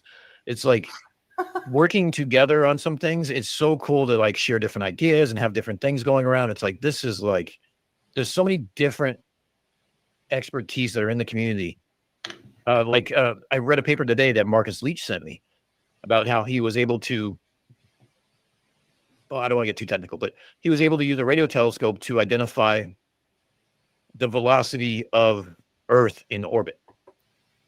And it was actually a pretty novel idea how he does it. And he's like, oh, I read a paper from the 60s and everything else. And to me, it's not that novel. I'm like, I just did a cursory search on this and I'm not finding anything. So what paper were you reading? But it's like, we're going to do an interview. We're going to have a conversation. And it dovetails directly into what the one that Astronomy Live is doing for Betelgeuse or I'm sorry, Bernard Starr. Yeah, I heard him say, talk about that. So it's like, there's so much expertise that are in this area. Like you can go to PhD Tony and talk to him about seismology or geology if you have a question and he answers it. Yep. And then, for example, my expertise is more on the debate aspect itself, because I pick up on things that I don't see other people pick up on like subtle tells and that kind of a thing. Yeah, I can't do that shit. We all have the different thing. I also kind of made a point after so many debates that if I make a claim in a debate, while I'm making the claim, I'm copying and pasting the link because I have that, you know, right, like all of that ready. I've been doing it 2 years. It's not a huge time, but it's considerable. So I have all of my claims are backed by evidence. And it's funny because like my idea of a debate is like, I can present all the evidence I want, and I know it's going to be fucking deaf ears. But like, I look at it as in like, all right, well, fine. Like, let's say, for instance, for Ross, it'd be like, he's going to present something. Like, all right, let's talk about this.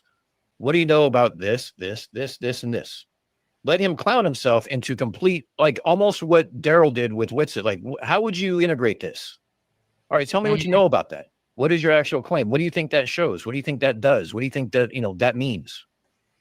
Just to make them look stupid. Like, all right, well, I know what that means, but I'm wondering if you do. Right. Because then it's it's almost the stance that I'm not making any claims. I'm asking you to back up yours. Mm-hmm. Yeah, it's the problem you walk into. I don't like to debate because it's just not my thing. But like, I have talked to people on Facebook and stuff like that, and they're always like, well, show me evidence. And I've posted links and stuff like that. And they're like, oh, that's all bullshit. I was like, all right, well, show me what you got. And they're like, I don't need to. I'm like, then it's just a dead end. And show me why it's bullshit. Yeah, show me why. And they can't. They won't. Ever. Yeah. But it's not exclusive to Flat Earth, because people like Andrew Wilson have the same, like when you don't have a position to defend, you have to resort to those shitty tactics as calling out fallacies incorrectly while committing the same fallacies that you're actually accusing the other one of, right? With it and that kind of stuff. Is because when you don't have a position, you just have to resort to whatever you can to try to defend it. Yeah, and that's where we get all of this and that's bullshit, and philosophy, kind of twisting of philosophy, like that. And that's what Ross did to Leo in his thing. He got him caught up in this philosophy thing and everything else. It's like, no, go back to the science. Don't let him run away with that. Don't let him try to teach you with something you already know, because you already took more logic than he did. Just back away from it and go back to the science if he wants to go back to the science. Mm-hmm. Jack Feder for $4.99 says 4-minute Nico fake 24-hour sun debunk if interested. Who wouldn't be interested in that? I mean, I don't know who gave Nico fucking permission to continue derping in public. I think I thought we had taken care of that. So, Nah. Nico, let me just tell you, until Peter Markley, Globey McGlowface, or I give you permission to go back to derping, that's it. Nico, you're defeated. You just got, like, I schooled you on the Bible as an atheist. Peter schooled you on the Bible as a Christian. And Globey McGlowface just schooled you in general. So, yeah, Nico, you should be continuing to stream your losing kart races. And Quee just said that Astronomy Live just released his Bernard Starr video. He released it 32 minutes ago. 32 minutes ago. And it's 7 minutes long. Okay, we'll watch this Nico one, and then we can watch that one. Astronomy Live is whenever I get myself over to the US, Astronomy Live, can you invite me for a play date? Exactly. Either him or Right? Reds. Dude, Either yeah, him or it's Reds, like, we'd love to help. Dude, I'd hang out with Astronomy Live with beer. I mean, come on, let's go. Can you invite me to your house to play? I really like your toys. He gave me a great idea for a parody commercial, and I can't wait to do it. Oh, great. All right, I have this set up. Let me boom, share. This is called Sphere Nico. Sphere Nico is dumb by Flairfology. And if you're not subscribed to freaking Flairfology, which is Jack Flatter, then what the fuck are you doing? Like, go. All right, let's go, mister. This is the story of an idiot. An idiot who Love says it. ridiculously stupid things and expects others to believe him. This is the story of Nico, of King Nico. Though what he is a king of is still unknown. Nico says a lot of dumb things. Yeah, what a time. I can't believe you're saying farewell. You only just got here, so I was hoping you'd be around much longer. Yes, Nico, 12 months, only a blip in time. Hard to believe so little time. It was the only experiment you've done. To call it the final one is kind of funny because you should have to run it at least 100 more times or more to be able to get to the final experiment. Sure, take the next 100 summers and keep going to Antarctica for $35,000 a year, a trip, and the getting the leg U.S. Chile. What a dumbass. Plus, it was done. I mean, even though he didn't want to do it, how many times has it been done? How many times have people been down there? They're down there for 2 weeks. There's 14 right there. Now go back since how long has people been on Antarctica? The marathon runners.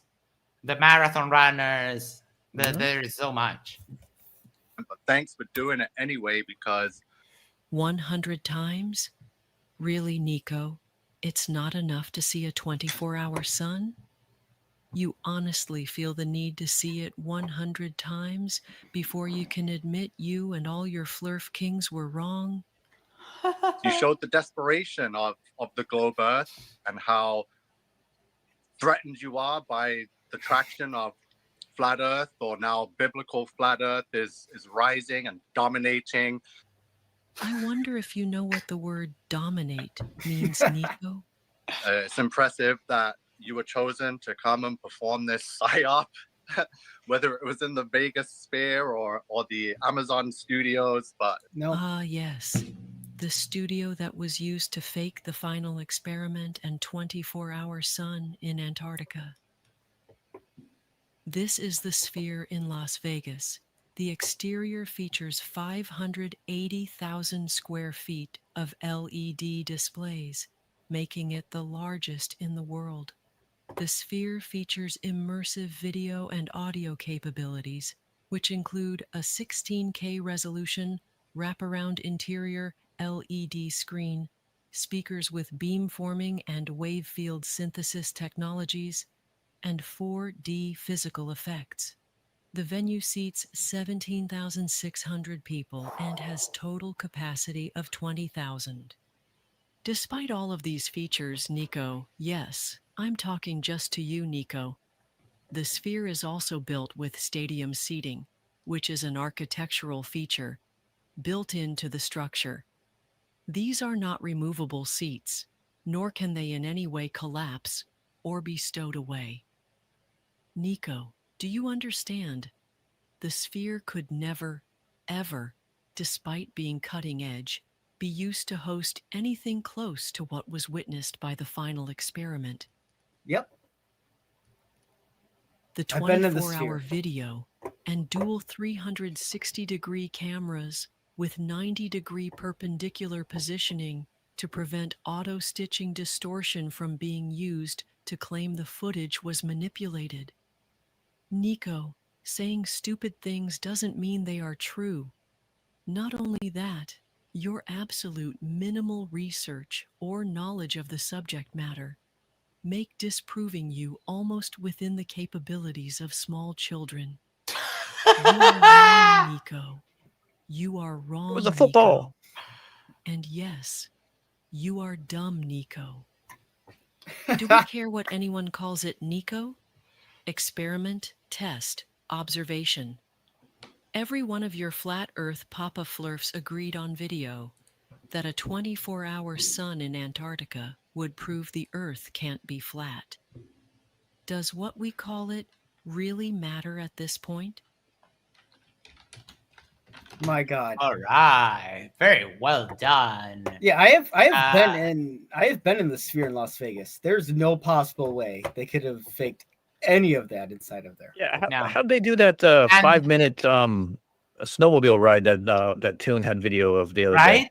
Yeah, how It's did they a do that fucking one? Huge. It's a huge set. And also, I mean, just as a reminder, the Vegas Sphere cost $2 billion.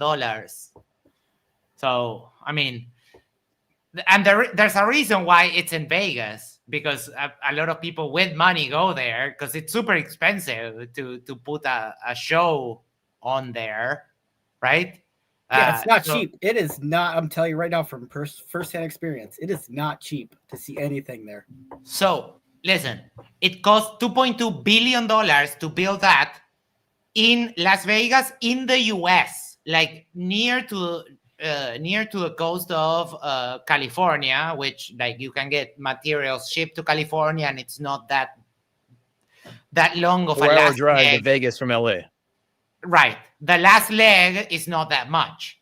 Now, imagine that you have to do the logistics of everything: materials, workers, catering, lodging. You would need a power plant. It's absolutely asinine to think that something like that would be put in Antarctica, of all places. You're not running 16K on solar panels that no one No sees. freaking way. No. No. That is just That just goes to show you the stretches that these people are trying to go out to, just being like, well, you know, blah blah blah, because they don't think. That's No. that's my thought. They Like I said, it literally goes- don't think. it goes back to just, you know, I don't want to say religious belief, but it's a cult belief. Yeah, it's They a cult. have And to believe it. we have a little side conversation here in the side chat. That was a great segue, by the way. That's not a cult. It's just a fringe community with strong opinions, says NetTube user. And then, hold on. Here.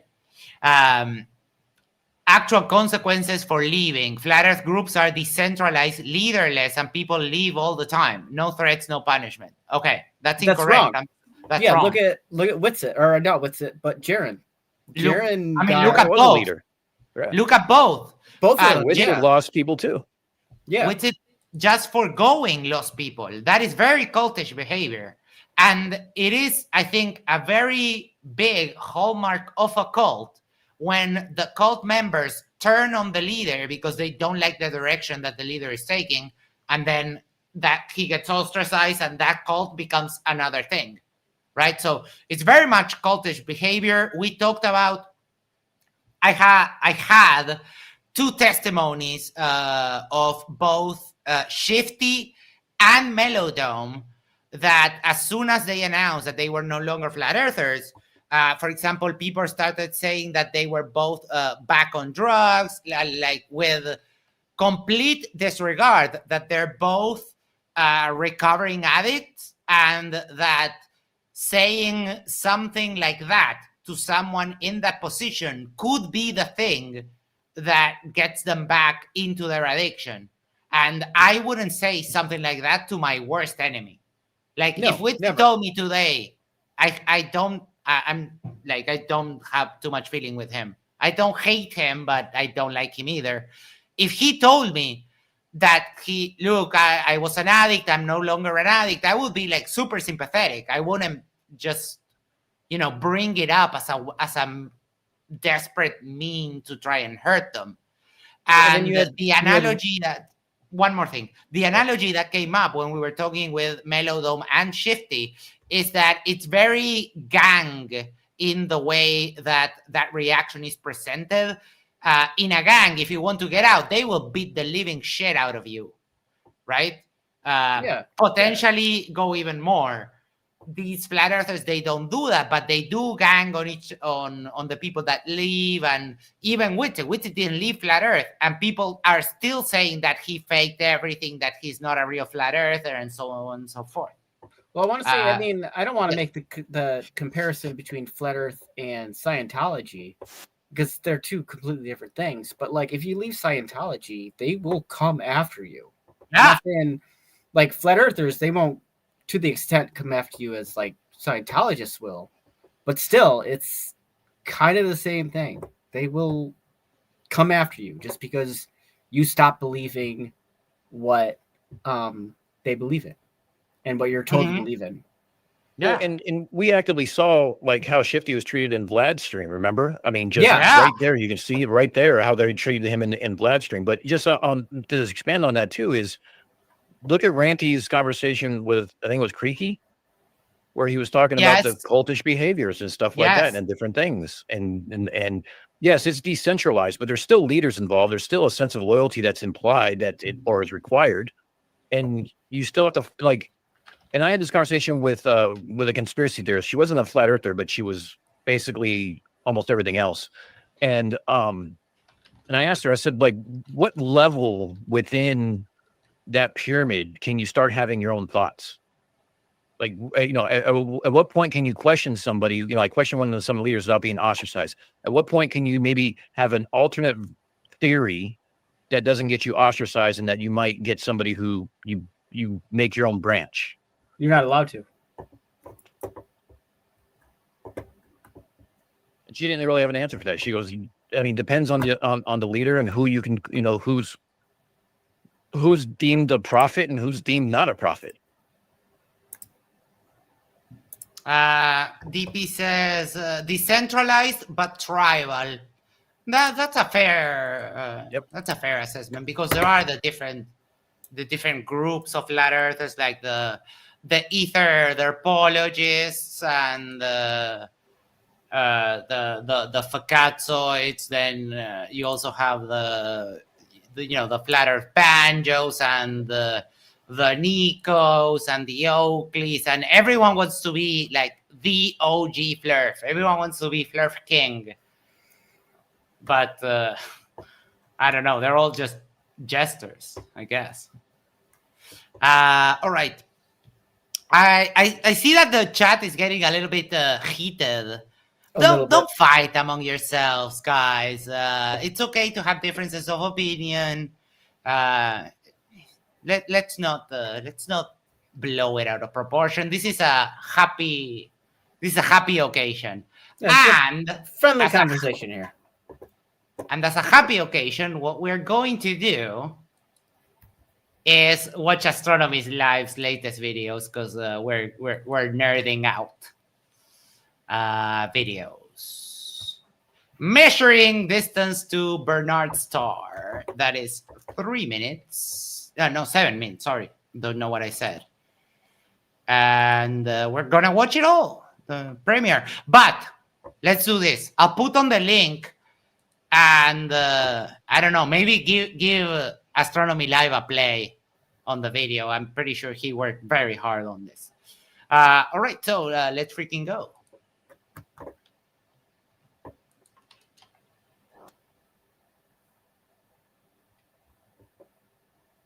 Back in I go and read.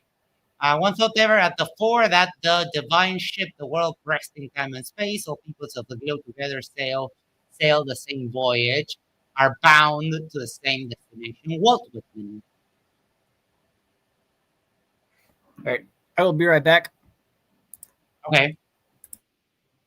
Back in 2020, I measured the distance of Wolf 359 using parallax from NASA's New Horizons probe, but now I'm going to measure the distance to Barnard's star using just my own equipment.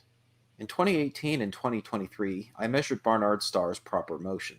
By measuring its position almost exactly 5 years apart to the day, I was able to measure its proper motion by itself without any effect from Earth's orbital motion causing parallax within the images.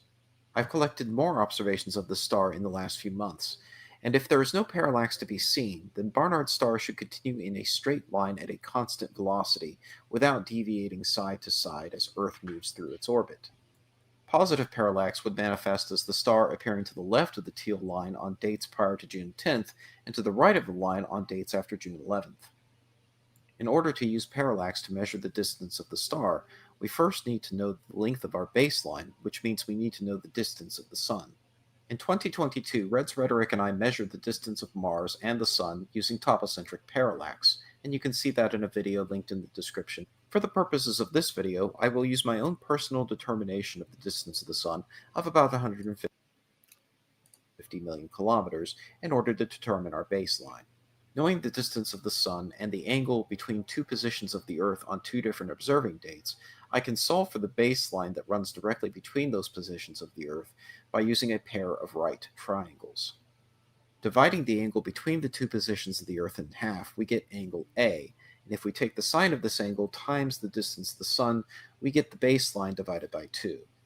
When we use this baseline to measure the distance of another star, that star is not necessarily perpendicular to our baseline, so we need to use the law of sines to solve for the triangle described by the two sightlines from the two positions of Earth and our baseline. If we consider angle B to be the separation between the previous position of the Earth and the position of the star that we're measuring, and angle P to be the parallax angle that we measured by astrometry, then we can find the distance of the star as the sine of angle B times the baseline over the sine of angle P. I collected a number of observations of Barnard's star between May and September of 2025 in order to measure its position with astrometry and detect any parallax that might be present. The teal line represents the projected proper motion of the star based on my June 2018 and 2023 observations, but the star was to the left of that line in May and to the right of that line in July, August, and September, exactly as predicted based on positive parallax. I then took the observation from May and projected it out using my measurement of proper motion to predict where it should be in each of the following observations if parallax were not a factor.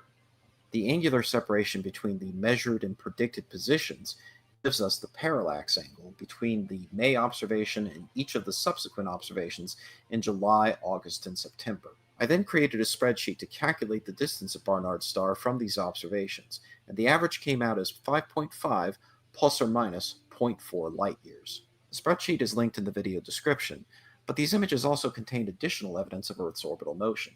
But to show that, I needed to find another night with the same temperature as the May observation, and I found it on August 28th, with another night at 77 degrees Fahrenheit. This allowed me to control for any thermal expansion or contraction of the telescope's components when measuring the field of view on both nights and comparing them. Any spacecraft traveling closer and closer to the speed of light would see the field of view of stars appear to constrict towards its direction of travel and expanding in the opposite direction. This means your field of view would seem to increase as you accelerate and as you look forward towards the direction you're traveling, but the field of view would conversely appear to decrease as if you're zooming in if you looked in the opposite direction away from your direction of travel. This effect is sometimes referred to as velocity aberration. Because Earth orbits the Sun over the course of a year, a telescope's field of view will appear to slightly change when looking at a single location in the sky over months of time. As we travel around the Sun on spaceship Earth, The field of view of a telescope will appear to become wider than normal in the green region of this chart and appear to become more narrow as if the telescope is zooming in the red region of the chart. The intensity of the color indicates the strength of the effect, and the magnitude of the effect depends on the initial field of view, but even at its maximum strength, it requires precise astrometry with the telescope to detect the subtle effect. Astrometry reveals that the diagonal field of view of the May 24th images was a fraction of an arcsecond wider than it was on August 28th. Each dot on this chart is a single 1-minute exposure. But to confirm this effect, we don't need to simply observe a single field of view over months of time and hope to find 2 nights with the same ambient air temperature months apart. Moving the telescope from the red region of the sky, where the field of view is reduced, to the green region, where the field of view is expanded, while both of these regions are above the horizon, we can confirm the effect in just a few minutes of time, while everything about the telescope remains exactly the same. On September 3rd, I conducted one final observation from Chiefland, Florida, to do just that shortly after midnight. After observing Barnard's star one more time in the red region of the chart, I slewed the telescope to the opposite side of the sky, to Merock's Ghost, a galaxy next to the star Merock, in the constellation Andromeda in the green region to the left. Everything else about the telescope remained exactly the same, including the focus, the temperature, and the focal length. As clouds approached Barnard's star in the west, I slewed the telescope over to Merock's Ghost in the east and began guiding on Merock itself, allowing me to collect these observations of both Barnard's star and Merock's Ghost and measure their fields of view using astrometry. Astrometry revealed that the field of view was a fraction of an arcsecond wider when the telescope was pointed at Merock's Ghost than it was when pointed at Barnard's star on September 3rd, exactly as expected due to Earth's orbital velocity. These observations demonstrate how Earth's orbital velocity affects the field of view of the telescope due to velocity aberration. Although the effect is small and accounts for just a fraction of a pixel in my images, the effect is measurable with astrometry and statistically significant at a p-value of less than 0.01. Because the Hubble Space Telescope orbits the Earth in only 90 minutes, and because of its incredible resolution, it's able to detect velocity aberration due to its orbit around the Earth, even though that orbital velocity is only a fraction of Earth's orbital velocity around the Sun. You can visibly see the effect in these 4 corners of pictures taken by Hubble only 30 minutes apart on opposite sides of its orbit. Likewise, as passengers of our own spaceship Earth, we can observe how our spaceship's 30 km per second orbit around the Sun impacts our field of view with our own telescopes on the ground. Thanks for watching, and until next time, clear skies. Dude, that is so badass. He basically proved the velocity of the Earth by doing that. Yeah. Or he used the velocity of the Earth to do his measurements and everything else. Wow. Go to the video, play it on mute while you continue to watch us, and give it a like. That is just amazing. Can we be friends, Astronomy Live? I really want you to invite me for a play date. Yeah, me too. Him and Reds, I'd love to have a play day with.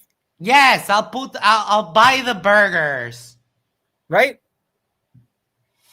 And yeah, and we can play around, and when we get tired of looking at the stars, we can maybe look at some skyscrapers, see what we find in those windows.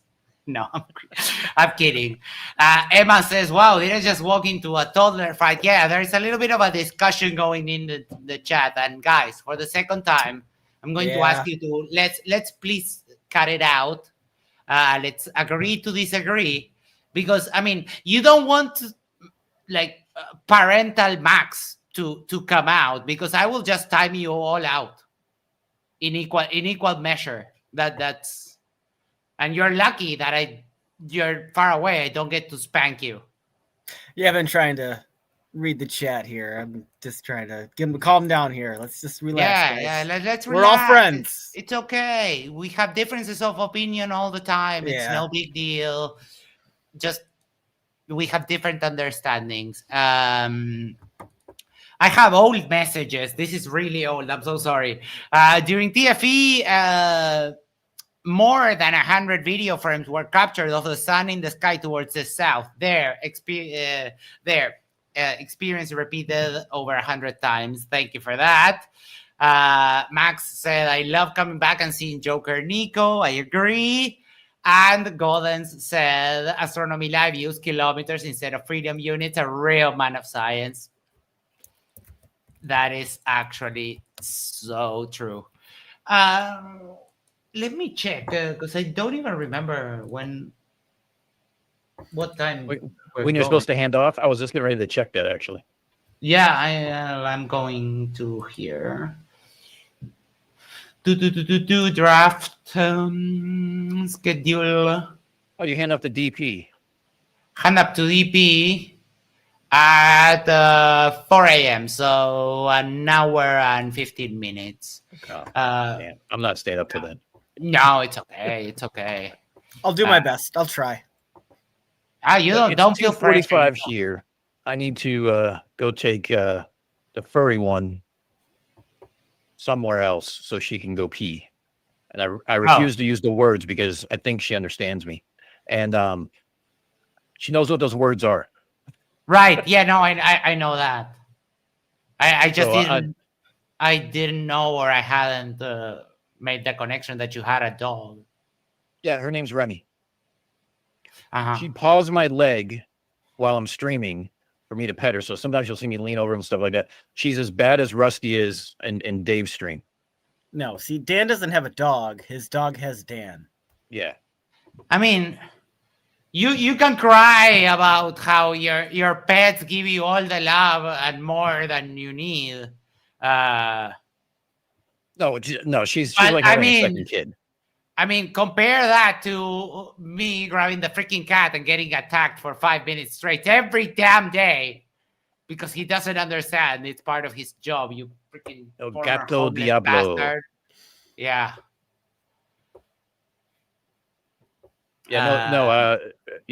Remy's an interesting individual. She's like when I saw, like when Rusty started being on Dave's stream and I saw how he acted, I'm like, God, that is just like Remy. Like every time I sit on the couch, like because I work from home like you, sit on the couch, get the laptop out, and I'm like typing. She's like has to be next to me, and if I'm sitting there, she's like trying to walk across my lap and everything else because she wants me to lay down so she could like spoon. And I'm like, come on, this is ridiculous. Oh, wait, what is? Someone has an oh my god. This is Emma, isn't it? Yeah, it has to be because that's a picture she used for the oh my god song. I'm almost done. I'm almost done with that one and with the other one. I had a little bit of inspiration. That's the hardest part of making music. It's getting the inspiration to just sit down and work the song. I think that's the hardest part. That is. Yeah, for me, it's editing. Yep. I got a membership of my SOG account. I was gonna say, yeah. Remember. In principle, I know how to edit video because it's pretty much the same thing as editing music, right? Yeah. It's just so boring. I fucking hate it. I absolutely hate it. See, my experience is like fucking around with the Suno and like telling it to make the same song like 800 times and it just won't come out with the right thing. That's my best experience. Like that's like I'm not educated in making music. I told you. I knew it. It was Emma. Okay, that makes sense. You can. I mean, it's not hard to learn to make music. It just takes a little bit of a course, I would say. Because there are some things that have to be explained to you because they don't make sense intuitively. Sorry about that. So, but my editing is like usually like a week of editing for a video and stuff like that, just because I'm trying to find the right visuals. I'm trying to find the right frames to cut it at and stuff like that. And the day commercial I recorded, and I wish I would have taken the outtakes of that because I got tongue tied so many different times. But I recorded it and edited it all in a 4-hour sit down. Oh I was my. like, if I can do that, then I can drop it. But the problem is like as soon as I get done recording, like after I got done talking for an hour, the last thing I want to do is continue sitting at my computer and editing the shit. Right. It's like my ass is Deep- numb. DPD Banks, who has been a member for 2 months, sends us a member super chat and says, huge thanks to Max for taking part this weekend. Huge thanks to you for allowing me to be part of it and thinking of me as part of the community. I love that. Max says, I have been editing video for years, find it super simple and fun. My wife is a musician, and every time I see her Ableton window, I think she's managing a nuclear power plant or something, right? I feel the same way. It's such a weird thing. And that's exactly what I feel when I look at Premiere Pro or some other editing software. It's that, dude, that is just fascinating. NetTube user has been a member for 2 months. Thank you so much, and thank you for dropping the discussion in the side chat. You, NetTube user, and the rest of the peeps. It was starting to get a little bit heated. Guys, we are coming up on the nice time, the nice weather, and summer. And if you don't know, in Uruguay, summer is Carnaval, the longest carnival in the world. And we have a thing here called comparsas, which is basically, and I've told the story a couple of times, how when we liberated, when we abolished slavery 40 years before the US, sorry, Black people started, playing drums, right?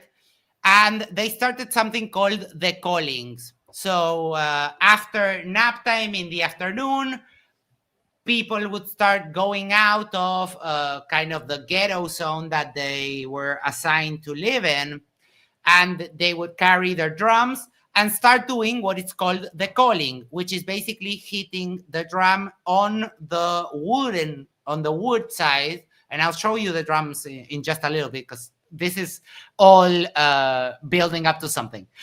And they start hitting with the stick in the wood, and the calling is this. It's this rhythm.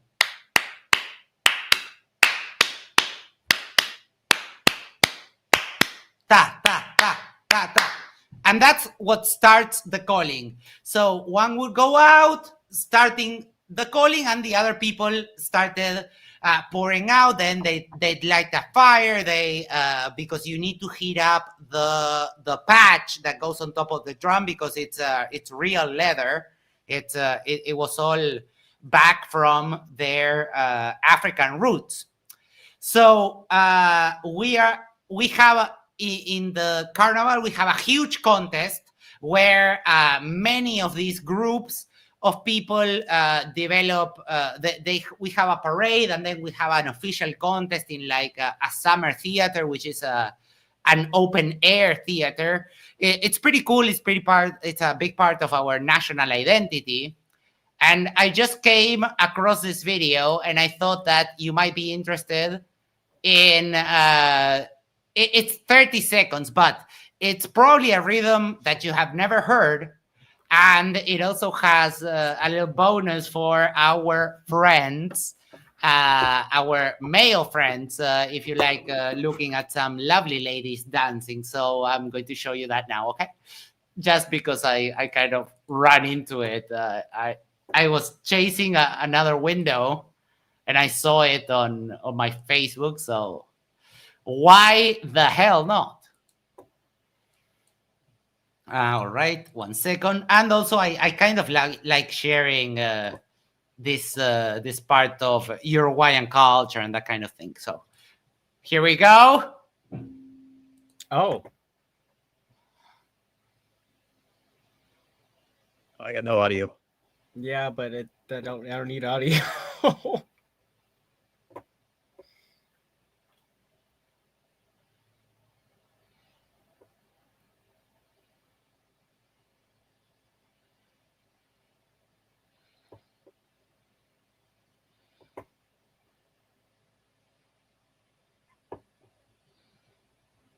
Can you see here? They have like a little moon. They have flags and yada yada yada. Mhm. It's pretty cool actually. It's Okay, that's it's fun. kind of like I dated a woman from Trinidad for a while, so she was telling me about Carnival in Trinidad and the Oh, yeah. Calypso, King and Queen, and their parades and everything else. And Yes. it looks very similar as far as that mentality goes. Yeah, that because it's kind of the same thing. You will look at death metal groups from Sweden, and they talk about how life is horrible and everything sucks and yada yada. And then you look at people in the shanty towns all across Latin America singing like they literally live in the mud. They have mud in the living room because the house is just walls and a roof. And we're always singing about how nice life is and how great it is to be alive. It's just a weird interaction. I mean, But, Max. yeah, all carnivals are like that. The Brazil, all of America has that. I mean, Max. except Yeah, for you guys. you're right about the death metal stuff because I'm a big death metal fan. And Yeah, I know. it's a lot of just like fuck life, I hate life. Yeah. But like a lot of it is actually kind of soothing. Negative in nature. You could, I mean, you could say that, but some of it is also kind of just like, like I don't know the word, Melancholy. yeah, Melancholy, yeah. But I actually got that idea from a meme I saw once, which I think perfectly elucidates this point. Hold on, do I have it? Yes, I have it here. Scandinavians making death metal about how they can't bear to live from towns that look like that in the top picture. And then Latinos making music about how beautiful life is and how grateful they are in, the favela. exactly. Yeah, it's kind of it's messed up. But it's funny. It's so funny. Max is from Argentina, and Uruguay and Argentina are super similar in many ways. And yeah, so accurate, isn't it? Argentinian food is some of my favorite food, to be honest. So. Oh yeah, there we go. That's top notch. Now you're going to start a fight here. Because well, in my defense, I have not had Uruguayan food. But we Dr. do have a food truck that comes by that is authentic Argentinian food, and I literally will find where they are, like some street And fair or chase some weekend, and I will chase them up to 30 minutes away to go get lunch if I have to. Oh, that's cool. Argentina and Uruguay have a very nice tradition in asado, in like meat, all kinds of meat. For example, I like to call it crucified lamb because they actually impale, they crucify it. They open it in half and crucify it, and they cook it all in one piece. That's metal as fuck. Yes, yes. And then we have the best sweet in the world, which is dulce de leche, and I'll fight anyone who says otherwise. And I had that growing up in San Diego because we have a strong Mexican, Central American culture there too. Yeah, they have no idea what dulce de leche is. The real dulce de leche is. I guess I got to go further south, is what you're saying. Yes. They have kind of like a caramel. Yeah. No, but dulce de leche is basically milk.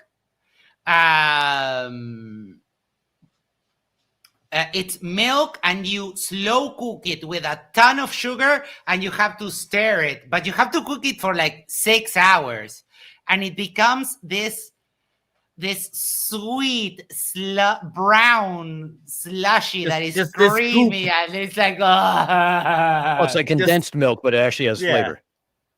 Yes, kind of like that. The texture would be like that, a little bit thicker, and Max says you can cook a can of condensed milk and it becomes dulce de leche. Yeah, I prefer. Sounds like it would take less time too. it takes less time, but it's also different in taste. I prefer, the original. Oh, Max says people here think alfajores are too sweet. Alfajores are two kind of cookies that can be hard, they can be softer, and then dulce de leche in the middle, and maybe a topping like a chocolate bath or something like that, so that it creates a little bit of a crust. That is also something very local to Uruguay, the alfajor. And yes, I know my mom is the alfajor. Yes, I know. I've always known. The first time Max V is like, damn, now I need one. After hearing you describe it. I wanted to tell you something, Max, because I'm happy, but it will make you sad. I don't know if I should tell you or not. Well, you know what? I'll just tell you. We can get alfajores Habana here now. I'm fucking excited. For years, you could only get them in Argentina, and now we get them too. Oh, they're so good. What are they called? Alfajor Havana. Havana. I'll just type it in. Alfajor. Alfajor. Fiziana. Havana. Vienna. Alfajor. Havana. Vienna. Like, no. Alfajor. Alfajor. Like the city in Cuba, just with a V. Alfajor. Vahana. Havana. The H is mute. Alfajor Havana. Havana. I don't know. Max says that's the one my client said was too sweet. I don't know. I mean, unless you're literally dying in a diabetic coma, I don't know what too sweet even means. Yeah, I'm the same way. It's Havana with double N. I'm sorry. I don't read the package. I just buy them and eat them. I just look at the picture and buy them, and eat them on the way to the register. Yeah. And then you go, you pay, and you say, "Can you throw this while you're at it?" Throw it away for me. Yep. All right. I'm thinking we should actually do something. Yeah, I'm going to leave you to that. I'm going to go to bed since it's 3. You're going to go, and I don't know. We can review something. Maybe. I'm trying to look at Dan. Thank you so much for dropping by. I know that thanks for having me up. It's been a rough day for you. Anytime, and we'll be seeing you around. Yep, I am always around. When's your next video coming out? It was supposed to be this weekend, but it got tanked. I'll probably have it out next weekend. It's about persecuted geniuses and the bastardization of Thomas S. Kuhn and the scientific revolutions. Basically, it's the idea of like paradigm shifts and how they happen and why conspirators use it as a suit of armor and why it doesn't work. Interesting. It's you know how they sit there and say that, like, Galileo was laughed at, or I'm sorry, Einstein was laughed at, and Galileo was like, under house arrest and all this other stuff because, supposedly it was because of the science when actually it wasn't. So I start going into some of those things and kind of how conspirators use this as armor and why it doesn't fly, and kind of go into the psychology of it and everything else. So it's a different angle as far as looking at conspiracies. That's, and I figured it's something different to kind of go into. And then awesome. Yeah, and then I'll have a couple parodies coming out soon too, hopefully. So oh yes. We'll go with the Hubris Valley Ranch and the Day commercial. Can you get me the link for the Hubris Valley Ranch so we can play that before you go? Yes, hold on a second. Yeah, that is just so good. In the meantime, peeps, if you have anything, any flat Earth video you would like us to look at, or it doesn't make much sense to look at the TFE Perfect. Then thank you. Copy. Here we go. Good night, Steel City, Lindsay, Leo, Proby, Max, Monkey, Emma, and Aldebaran, everybody else. I will see you guys later after this plays. See you later, Dan. Tired of your handcrafted word salads getting mistaken for delirious nonsense? Do your conspiratorial pronouncements regarding complex scientific topics lack oomph? Yearn for the days when your pronouncements on the scientific ramifications of any subject are met with rapturous applause, not bewildered stares? Well, you're in luck. There is no better way to complete a beautiful bed of word salad consisting of scientific terms arranged in a misleading and completely incoherent string of consciousness, topped with vine-ripened cherry-picked quotations and personal incredulity croutons than with a rich, creamy dressing by Hubris Valley Ranch.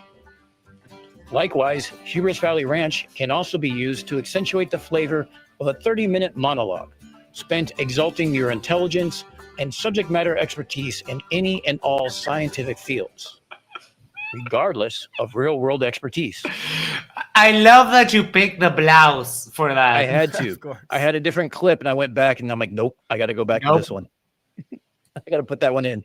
Our patented formula contains 40% more unfounded assertions per tablespoon than leading competitors, plus added electrolytes for those marathon basement research sessions. Be sure to try our new varieties, each formulated with our patented Question Everything technology, our signature pattern recognition seasoning, our new confirmation bias-free variety for the selectively skeptical, our best-selling do-your-own-research variety, perfect for those who've already done theirs on YouTube, TikTok, or whatever social media echo chamber validates them today. Now we have released our limited edition Connect the Dots blend, because sometimes the most obvious explanation is exactly what they want you to think. The more you use, the more expert you'll become in fields you've never studied. We guarantee instant confidence in all scientific debates, or your intellectual humility back. Hubris Valley Ranch is readily available in the condiment aisle of your local supermarket or favorite grocer. Hubris Valley Ranch, dress your delusions. Yay! One question before you go. Like, where do you get that is top quality footage? I use stock footage from from Canva and because you any have the place I page. can get stock footage. Uh-huh. So, but yeah, none of it's AI generated. The only thing I've used is AI generated is for the Occam Razor fragrance, just because I couldn't find what I needed. So, but that'll probably be one that's coming out soon too. But I actually have Curious UK Debunks is going to ask a friend to do the voiceover. I don't know if he's going to get around to it or not, for Dunning-Kruger National Park travel commercial. But if not, DP Debunks was nice enough to volunteer Man of Steel Reynard to do it for me. So he's going to ask, and I'll send it over, because I can't wait for that one. That one's going to be, I have just the stock footage for that one. It's sarcasm right up your ass, and there's it's just, every one of these is completely sarcastic, for a reason. But I picked a stock footage that, a bored salad, someone sleeping in the basement, someone, the visuals I pick are kind of opposite of what you would expect, and that's kind of why I enjoy it. So it's a nice change from this conspiracy bullshit. Yeah, they're fun. It's a lot of work, but it's fun. I loved it. This and the A one, that's just I had the original Witsit clip I was using for this, and I was just finishing up the editing prior to the blouse, was the Mount Rushmore. But then I'm like, okay, nope. The Mount Rushmore is good. Yes. But Grandma's blouse is better. Yes. So I was like, what that happened. I saw it for the first time on a review here, And I was like, wait, am I seeing, like, is it me that I'm almost blind, or no? I was he's late wearing to that a review. mesh And that's the first thing shirt. I asked. I said, "What's he wearing?" And you're Yes. like, "Grandma's And blouse." everyone that kept popping in was asking the same thing, like, what the fuck is he wearing? And then I have another one, which And that was the showed. basis of the Conspiracy Music Studios fallacy machine, was me telling him, like, yeah, he got on with some girls and they said that, his generation is going to be dead. And he started saying he wasn't that old. I said, but he's dressing like he's 21 going clubbing because he's divorced. And CMS just ran with that. I think I played it. I don't know if earlier today or wait, no, this is with FTFE. One sec. I'll show you this and I'll let you go, Dan. I'm so sorry. Oh no, that's fine. I'm in no rush. Actually. Oh my god, this one is even. I think it's potentially worse because it's not mesh, but. Oh yeah, I terrible. covered this one because he's talking about radio in this. I covered it one of my live streams. Yes. He was doing a podcast, and I'm like, dude, you are wrong about 120 years of radio. Yes. And like the part that gets me is when I was speaking with Roger the other day, that I was like, dude, just find a surveyor in YouTube that lives near your house and just buy them lunch and ask them to show you the measurements. If you're nice about it, they will do it. They can actually even make a video out of it. Right. And I mean, we are a small channel, and I've had great success with when I go with a proposal like, hey, I would like to do a video on this. And more often than not, people say yes.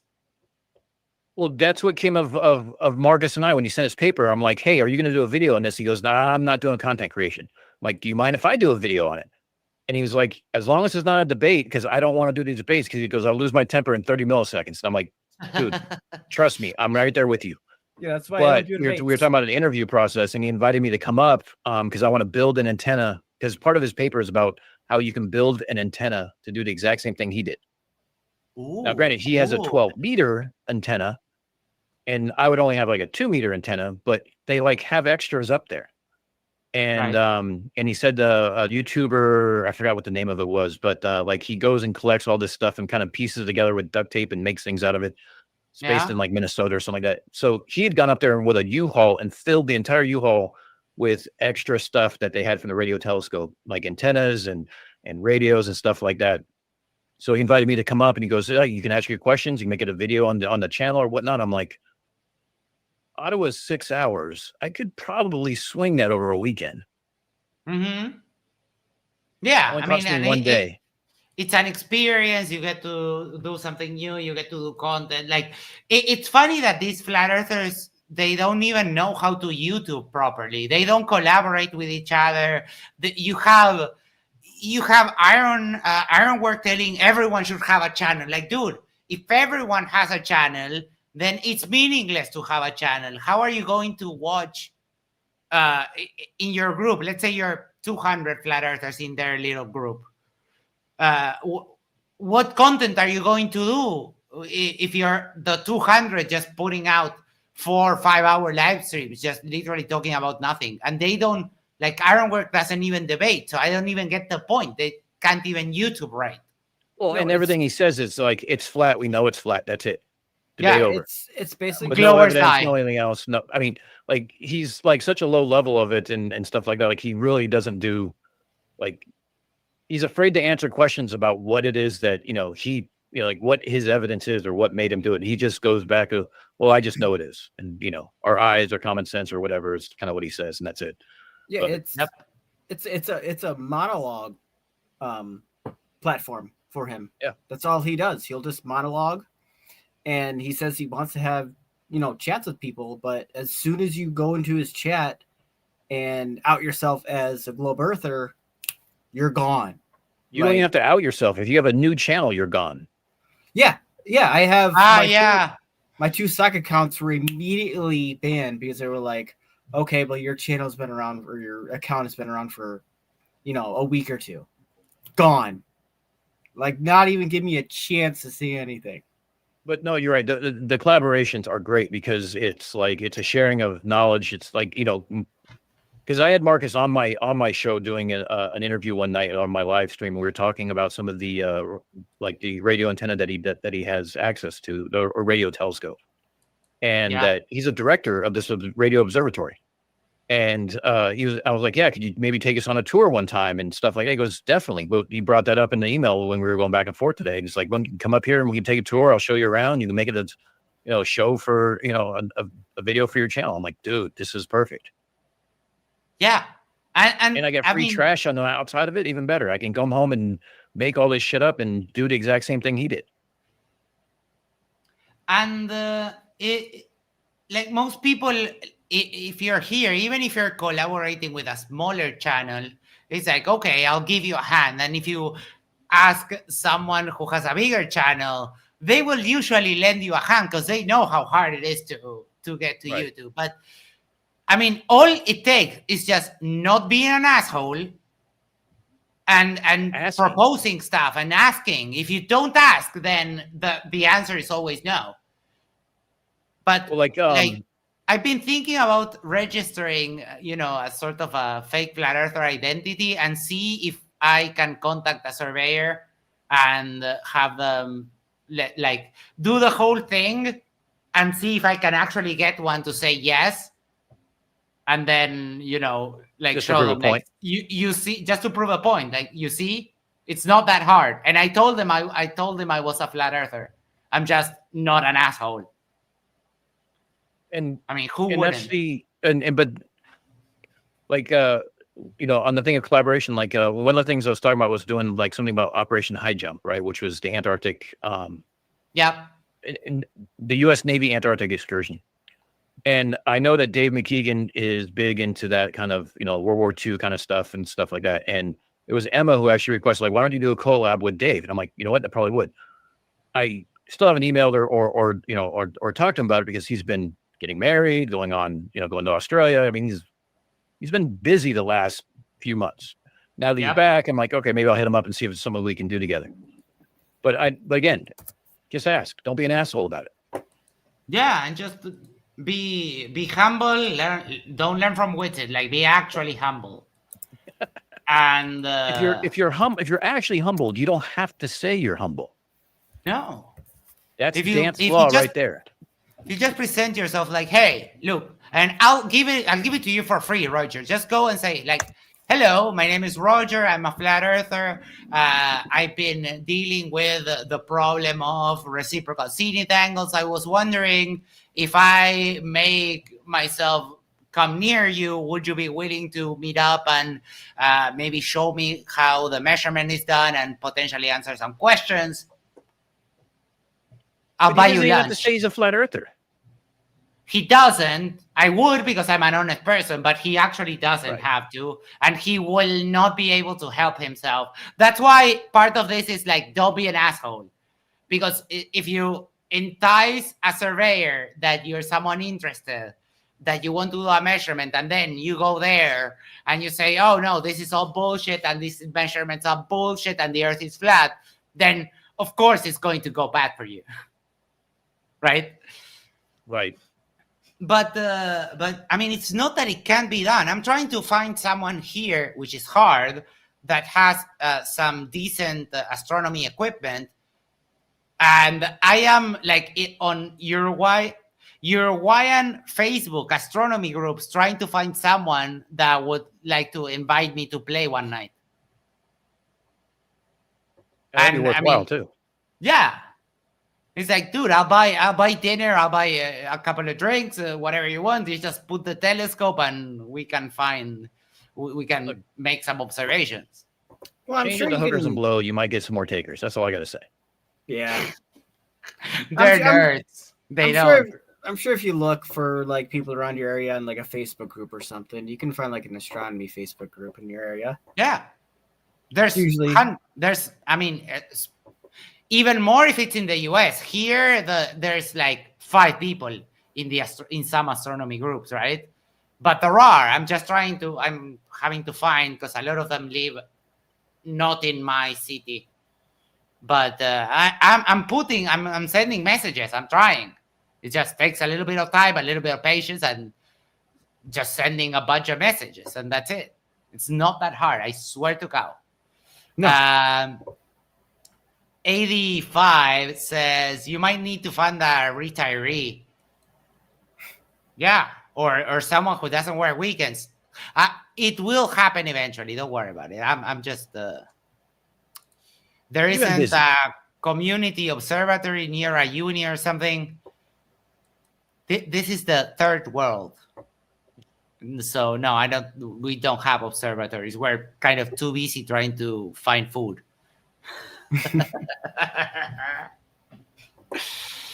All right, guys. I will catch you guys later. I'll see you guys Dan, around. I'm thanks out. so much.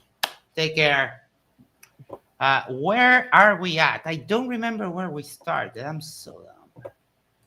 But I'm super tired. Let me check where the hell we started. Of course, Max didn't put the banner. Oh, we let me check, because we did get we did get a 20. So let me see. I need to add this. There we go. Yeah, that's what I'm saying. The problem is that a lot of them don't live in my city. They live in another city. And that makes it complicated because I don't really have a car. And if I have to go to another city, pay a hotel, or it complicates things a little bit, because inviting someone to play with your telescope is one thing. Inviting some rando of Facebook that he stays over at your house, that's a very different one. That's a very different thing. So, I mean, I will eventually have success, just no idea when. What was I going to do? Yes, we were going to check who donated. So, DP. And just so you know, I missed all Formula One this weekend. So tomorrow, whenever I get up, I'm going to watch Formula One. I'm going to watch it all in a row. The 3 practice sessions, the qualifying, and the race. So you're watching it in the bubble? You haven't seen anything from it yet? I haven't seen anything yet. Okay. I do that with skate competitions. If someone freaking spoils it for me, I will be so bad. Yeah, I used to work with a guy who was really into football, and like if we were to spoil anything, like even like a score, he would get mad. He would get so mad. He's like, "Motherfucker, I'm going home to watch that shit. Like you can't spoil it for me." Yeah, I'm sorry, dude. It's bad. It's really, really bad. Yeah, so we had to be like super quiet about that stuff. So it was John Kirkland who gifted $20. Thank you so much.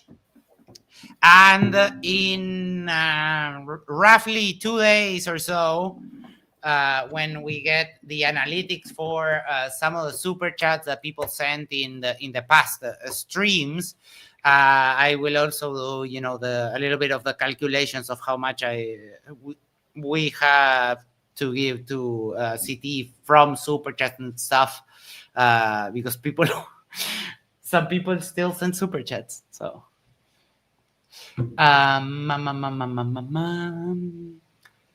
do we have anything? Do you have anything you would like to? We have about 40 minutes or so. Do you have anything you would like to review, or something that we could just laugh at?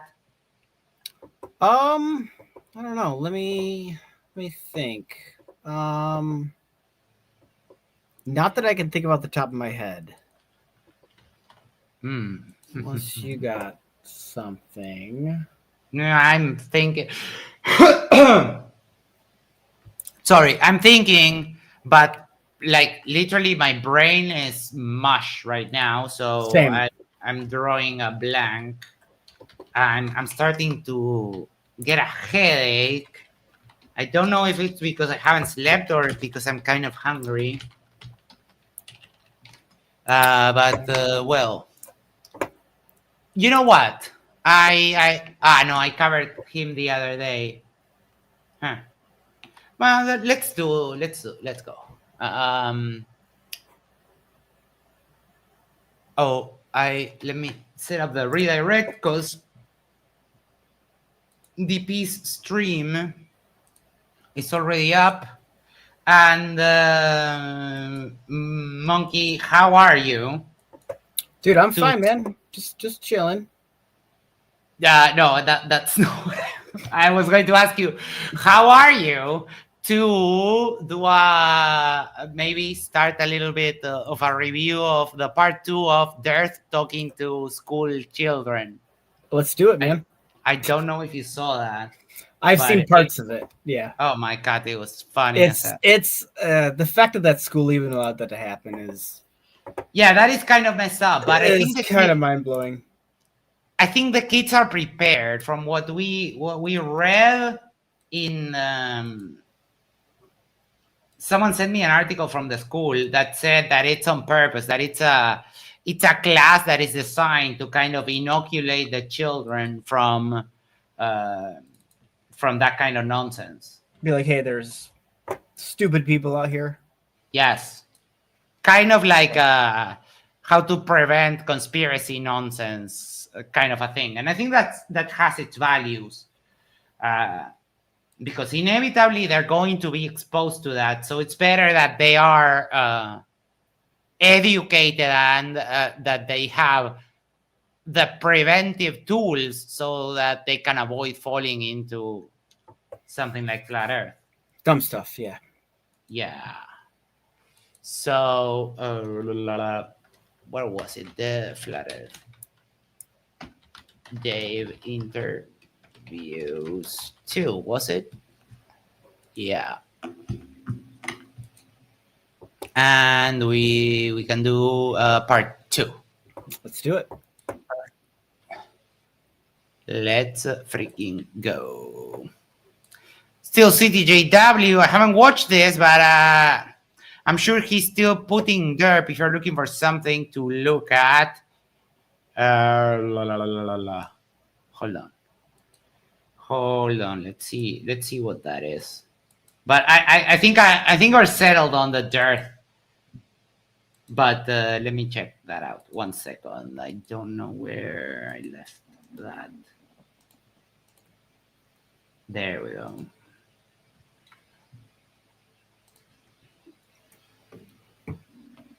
Grabbing the link. Give me just a second. Copy.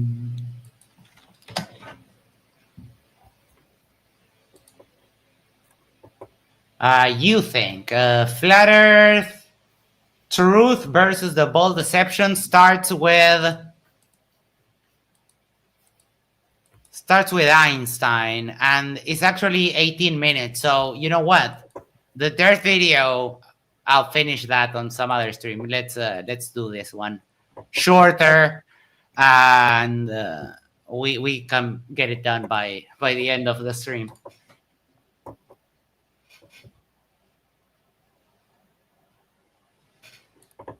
1 sec. I need to go to the toilet again. I'm sorry. And I'll play this and I'll be right back. I'll put my speakers on, but I'll still hear. I'm gonna do the same.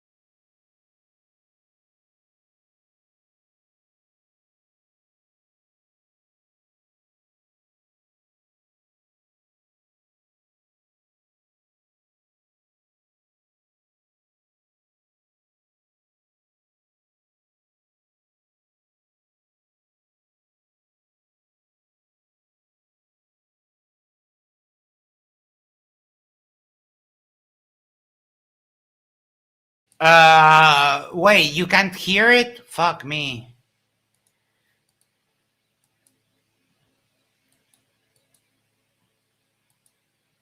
All right, here we go again. I'm sorry. Hi folks, welcome back to my channel. As an artist, I'm very surprised about this quote from Albert Einstein. He said, "The secret to creativity is knowing how to hide your sources." What does he mean? Who or what is the source of your creativity, and then why would you hide it? So there's a problem. What I do know is that you get apples from apple trees and you get lies from a liar. So we need to question these things. So in this video, we're going to see examples how science deliberately lies to you. And when they get caught out, when a liar gets exposed, you think he knows that he's No. lying? Of course he knows that he's lying. And so the rebuttal will be, is you're not smart enough to understand what you are saying. It's you think, which of course we know now that he doesn't think because he's a flat earther. So you need to reason and think.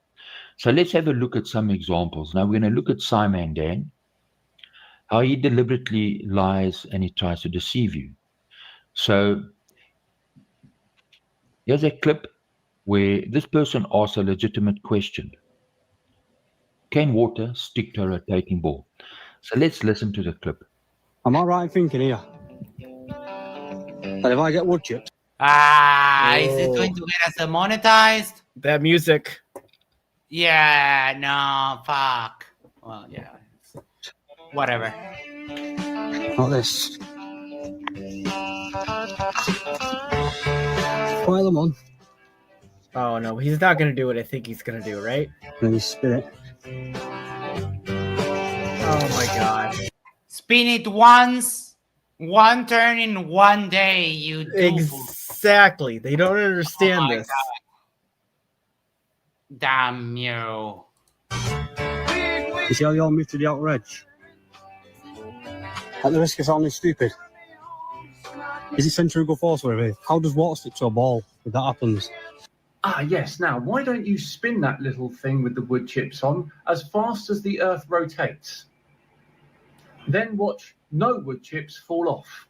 So, yeah, you sort of do sound stupid. So Simon Dan's argument is right, is that he didn't spin it fast enough. It's a deliberate deception and it's cunning. He's saying that the Earth is spinning as fast as the hand of your watch. Because no, actually. Twice as low as the hour hand on the watch, dummy. You know the watch does 2 turns per day. The Earth only does 1. How is basic math so hard for these people? Yeah, they don't understand this shit. It's fucking stupid. What? It's ridiculous how they can't understand. They say, you know, 1,000 miles per hour, and they're like, "Oh, that seems fast." Not really. Not really. Not if you're a fat ass planet. Yeah. Orbiting and rotating. one rotation in 24 hours. But that's a deception, right? Why is it a lie? You need to look at the bigger picture. Let's use a washing machine as an example. Oh my God. This is going to be incredibly dumb. This is going to be painful. Incredibly dumb. Can water stick to a spinning ball? Like a washing machine, when it spins, the water flies off, right? If the washing machine does 1 rotation in 24 hours, will the water spin off? No. So it has to spin faster. So we know that. But what would be your speed if you were standing on that drum? It'd be slow. But what is your speed if you're standing on the earth? If the earth does 1 rotation and that drum does... That's why you don't measure the rotation in miles per hour. Because that's tangential velocity. Yeah, they don't understand this. They don't... I always tell them, and I told Holly, that is a vinyl deck. I have 2 of those. Those spin at 33 1/3 and 45 RPM. That is so much faster than the Earth. so much faster. But So the much. tangential velocity of a vinyl disc, because the diameter and the circumference is so much smaller, the tangential velocity is way smaller. So you would say, oh no, your vinyl decks spin slower than the Earth. But the problem is that I put on a record and I have 15 minutes on one side and I have 12 minutes on the other side. So no, I mean, the vinyl record runs so much faster than the Earth. That is just the way it is. The rotation, are you spinning at the same speed depending on the size of the drum and the size of the Earth? Yes. So you have to compare the size of the drum to the size of the Earth. You're both spinning once in 24 hours. Well, the person on the drum, he's spinning slower. And the person standing on the Earth, he's spinning faster because he has to travel a further distance. So that's where the deception comes in. They're getting you to focus on the time, on the watch. Proby says, I had an old 78 RPM one too, blistering speed. Wow, I've never seen one of those. And not on the distance and the speed. Because your speed then on the ball Earth must be equivalent to the speed of a jet fighter. No. Faster than the Oh my God. No, you're wrong. It's actually faster. But again, wrong type of measurement. Yep. Wrong type. 15 degrees per hour. It's so easy. It's so like elegant. And it's like, no. Speed of sound. So can water stick to a jet flying faster than the speed of sound? No. Dummy. The jet can't overpower the gravity of the Earth. If you had that jet in a region of space and the jet had an atmosphere, it could probably go as fast and keep the water stuck just with the gravity of the jet. But again, the problem is that these guys don't accept gravity, and that's kind such a fundamental flaw. So can water stick to a spinning ball and the surface speed of that ball is 1,600 kilometers an hour? The answer is no. So they'll say, well, water will spin with a toilet. But at the North Pole, right, that is spinning at 800 kilometers an hour. No, at the North Pole, because of the axis of rotation, it's zero. At the North and the South Pole, those regions are not moving because that's the axis of rotation.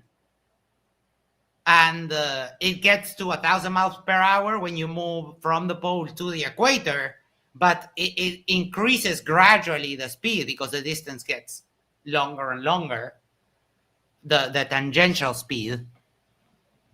But the overall rotation of the Earth is the same. Like this dude is This is Firth or Flurf 101. This is just... Yet we don't see it, don't feel it. So you can use the same logic. Well, if the water is spinning around the toilet, shouldn't it only make one rotation in 24 hours? For fuck's sake. Using the same argument. For fuck's sake. Oh my, that was a big poop if you had to take 24 hours to clear that toilet. So what they're saying simply doesn't add up. So it's a deception. Remember that the con is between the time and distance and speed. Right?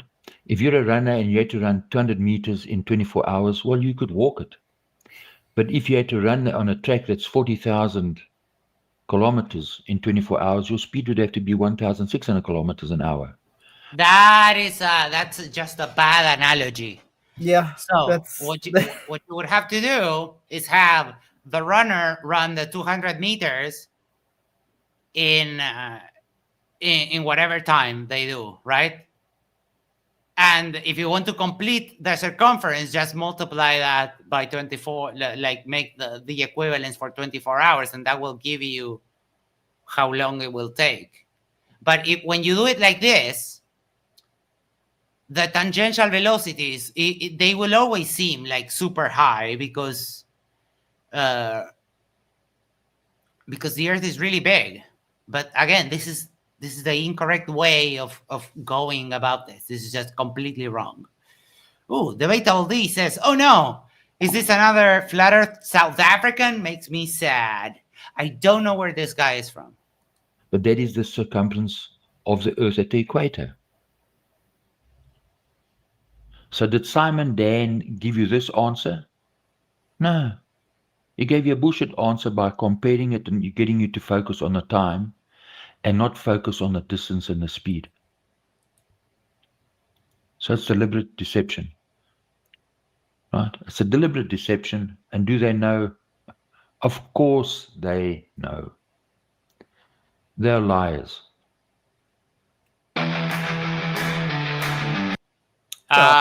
Debatable D says, definitely a South African from the accent. I'm not too familiar with the...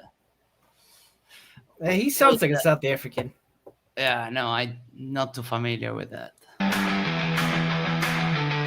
Oh my god, this fucker is going to get the video demonetized. Are we gonna go with this? Song go right, beat bounce my brain. Truth so twisted it drives me insane. Flat Earth whispers what you got to gain. Reality's broken, nothing's ever the same. Oh my god. No. No! No! Balloons don't move like that. No! They don't. No! Oh my god. So balloons travel as fast as jet planes? Is that what he's trying to say here? Yeah. Holy no fuck. They don't, like, I've never been on a balloon. No, right? neither have I. But I know how they work. I know that they go up and they hover there for a little bit and then they come down. They don't have steering. They don't have propulsion other than inflating the balloon to go up. Yeah, I don't know exactly how hot air balloons work, but I know they don't work like jet fighters. Well, they have, you know, the black thing here heats up the air inside the thing. Yeah, I know that. It goes up, but that's all they do. You don't steer them, you don't move them. You're kind of at the will of the winds at that point. Yeah, exactly. You're but traveling at wind speed. I think it's every year, Hot Air Balloon Festival, New Mexico. In Albuquerque, New Mexico, there's every year a ballooning event, and they launch hundreds of them, and they're all in the air at the same time. Yeah, we have one of those events around me. Max says you steer them by getting to different currents of air, right? But they don't have self-propulsion. No, right? That's what I meant. But like, check this out. These are, you know, snapshots of the balloon festival. And I actually know someone who went here, and you write these. And they're all kind of in the air at the same time, so like baffling that a hot air balloon just, they don't understand something as basic as that. Dark lies spinning around the crusty dust. How can you trust and whom can you trust? Glimpse the truth, secrets laying in the rust. Live the rebel, question you must. Come close. Flatters the stage, question the play. Shadows crumble into decay. Live the reality, see who'll stay. Jesus Christ, dude. Are you serious No, right now? at the North Pole, if you could have a toilet at the North Pole with plumbing, and you hit the button, the water just drops down straight it down. should just drop right down. My God, toilets have jets, nozzles to direct the water like that.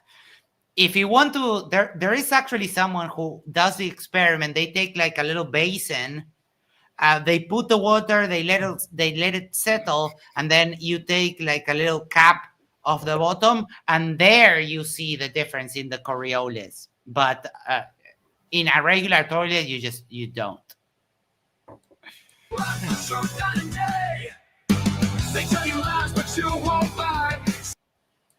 There it Max is. says, I saw a simple YouTube short the other day of a guy just asking people at what height planes usually fly, and the answers were insane. 10,000 kilometers, 3,000 miles, 100,000 kilometers. It's about 35,000 feet. Yeah.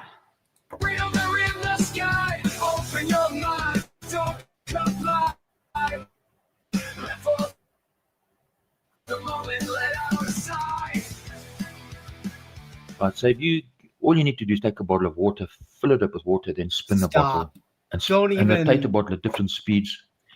That would have to equate to the entire. This is top tier flat Earth science. So all you need is a bottle of water to It is. prove everything that it's flat. You just need a bottle of water. Like, come on now. The BetaBD says the Veritasium showed you would need a large pool of water and a lot of effort to get it isolated to show the Coriolis. In normal situations, you would not see the Coriolis. I don't remember exactly where I saw this video, but this, from what I remember, it's a guy that has this thing that he's taken to different places and does that experience. So I haven't seen the Veritasium video, and I'm not really remembering where the hell I saw this other thing.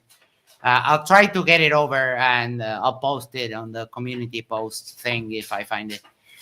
The edges of those bottles must be spinning at 1,000 kilometers an hour. The water will fly off. It's just common sense. We have examples of science deliberately lying and trying to deceive you. So let's look at Albert Einstein and some more of the other bullshit that they're saying. So, Oh, for fuck's sake, no.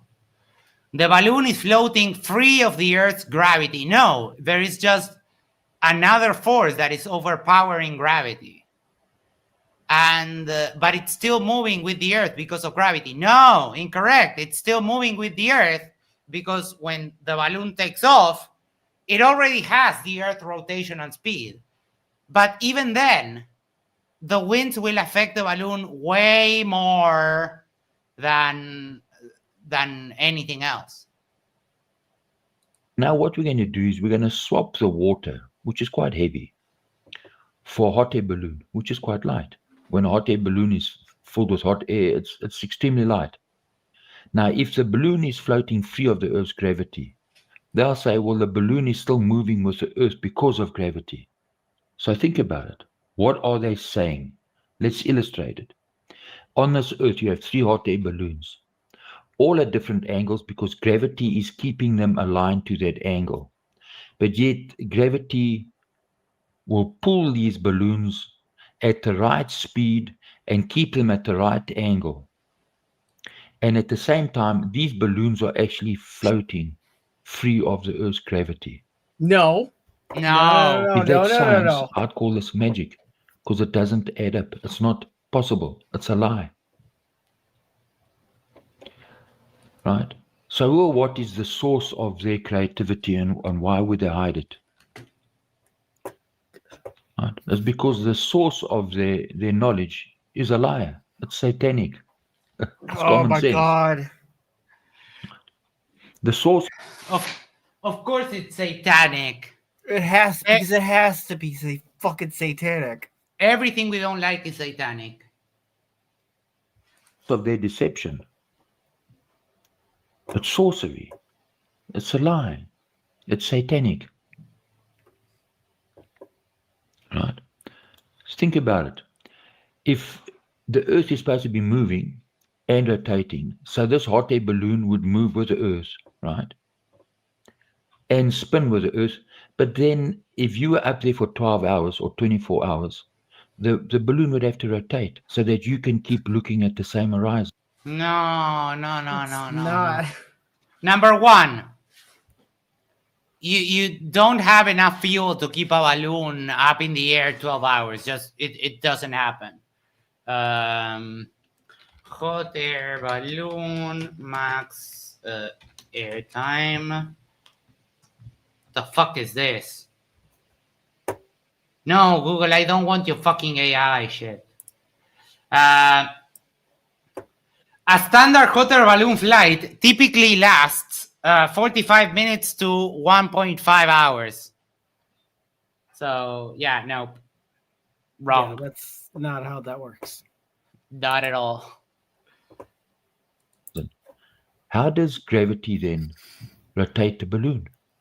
When you're in a hot air balloon, for you to look at a different horizon, you have to turn. The balloon then will keep facing the same direction. So how is gravity rotating the balloon so that you in this balloon you can see the same horizon? Because what the fuck is he? The same horizon? What? I don't. No, they don't. Gravity understand. doesn't rotate. Gravity doesn't rotate. The gravity, what it does, it brings the balloon down to the Earth. Like, what the hell? They think gravity is down no matter what. It can't go, around a curve. They think it's just one linear line. Right, because the the fundamental plane, and then it goes down, but down is not universal. that's what would need to happen. So we know it's not possible. And so gravity is bullshit, and the spinning ball Earth is a complete lie. It's a fabrication. So here's the problem. You see, a lot of people, when you mention physics, they just piss in their pants. What? I've never pissed my pants. Seriously? I mean, dude, I could literally give you a physics problem right now that I don't think you can solve. And it's a very simple one. About a car going down a ramp. That is how we calculated gravity in my high school to very close, even though the railings and the cars weren't perfect. They had drag, and it wasn't a perfect mechanism. We calculate the gravity very, very close to the actual value. So no one pisses their pants. You're just another liar. What are you afraid of? You're being ridiculed by a dumbass. They want you to be afraid because that's part of the illusion. It's an illusion. Ah, here it comes, Masonic. Yeah, first it was satanic, and now it's Masonic for some reason. For fuck's sake. Don Alder, acoustic guitarist. Flirts are sad, but the new Flat Song I Lie for Jesus is awesome. Oh, yeah, that song. And the Conspiracy Music Studio has really leveled up his video game. He's making some really nice videos. Look, we have a DPD bank that says Masons. Mark that off your bingo card, kids. There it is. The so-called knowledge that they're giving you, it's an illusion. It's a lie. Right? You don't need to be afraid of them. Do you know why this live is here? It's because I've heard Witted and other derplings say that it's a half-truth because they actually built two ships like this. Yeah, they say the Titanic never actually sank. No, or they it, say or that it they did. sank the other one. Yeah, the Olympia, I think, is what it's called. Yeah. What a dumb conspiracy. Right. You don't need to be afraid of them. No. Yes, you should be very afraid of us. That's why you don't debate us anymore. You should be afraid of us. That is your default position, being afraid that you cannot defend your position. So, yes, be very afraid. None of you can withstand a debate with any of us. Just you just no. Look, just think about it logically. So let's think about it logically. There's a spaceman. I'll give him a dumbbell. He's in outer space. He's floating in outer space. Would that dumbbell cause him to flip upside down now, so that the heaviest part would face the Earth because of gravity? I'll say no. He's floating in space because he's free of the Earth's gravity. Well, no, gravity. You're never free of gravity. You might just be too far away for it to have a meaningful impact, or you might be closer to a stronger source of gravity. But it's a constant force. You're always it's a square, yeah, but it's a square function. Like it decreases with the square of the distance, so that means that it never goes to zero. Exactly. Yeah. Search a rolling cylinder. There's a cool example of a hollow and a solid cylinder rolling down a hill. The solid rolls quicker. Great example of momentum and inertia, and debunks RDD. Then how can he still be spinning with the Earth? Now swap the spaceman for a balloon. You can't have a different... Guys! Oh my God. I'm selling space hot air balloon travels. The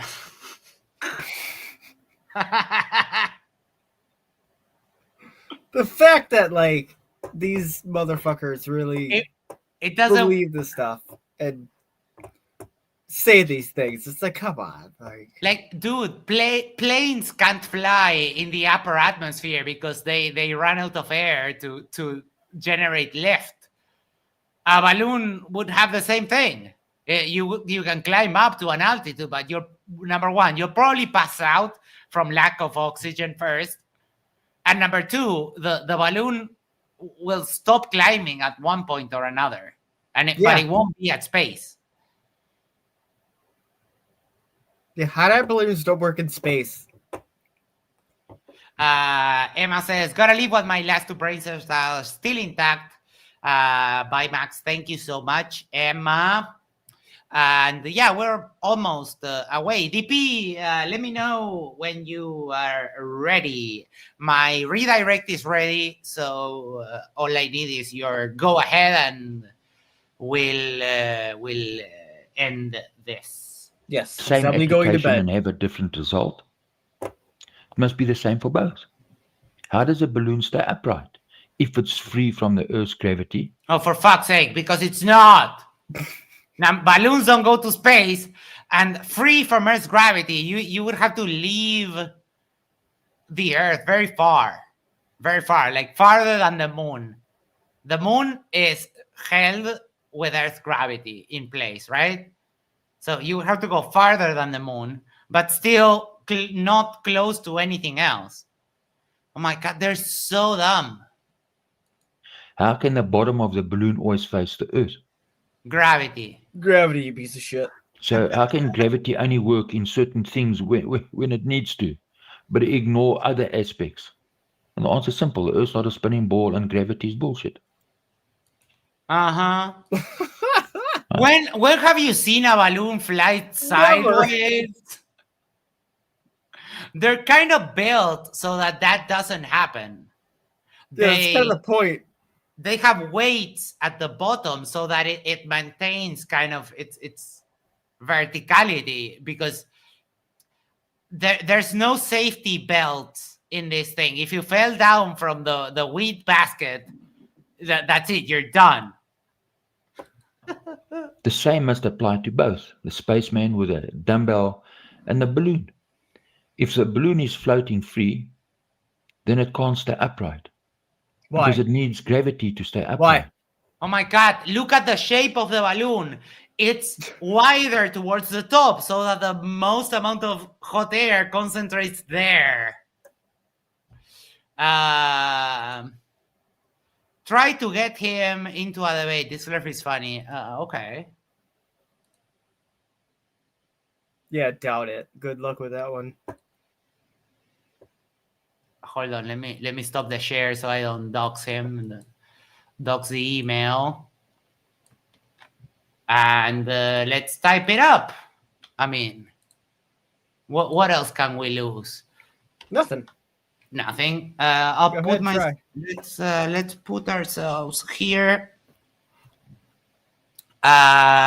Debate request. Hello, my name is. I'm going to dictate what I'm typing so we don't have like 3 minutes of dead air. DP, can you tell me? Can you? He's probably at his stream. Hold on, let me check. Steel City says, I'm not sure he even does debates. I know he had a previous YouTube channel. I've seen people mention it in the comments. I mean, if they don't do debates, I mean, we win. I mean, most flirfs don't do debates anymore. That is true. It's kind of a rare commodity at this time. Debatable D, I know, but there's snowflakes, and yeah, I don't want to piss them off. All right, peeps. DP says, good to go, sir. DP, handing it over to you. Thank you so much for everything this weekend. Monkey Cat Pat Pat, any final thoughts? No, thanks for having me, and thanks for your chat, and y'all for listening to me just speak nonsense. I appreciate it. But yeah, I appreciate it. Thanks so much. DP says, forgot to tag you. Thank you, Max, for being my hero. No problem, DP. Jessica, Flurf, lack of knowledge is not a bad thing. People lack knowledge of all sorts of subjects. It's the arrogance and unwillingness to learn and grow. Oof, that took me 3 tries. That never happens. People, love you all. Thank you, everyone. I'll hand it over, and the redirect will go over to DPD Banks. Take care. I'll catch you tomorrow, and I'll send this guy an email to debate.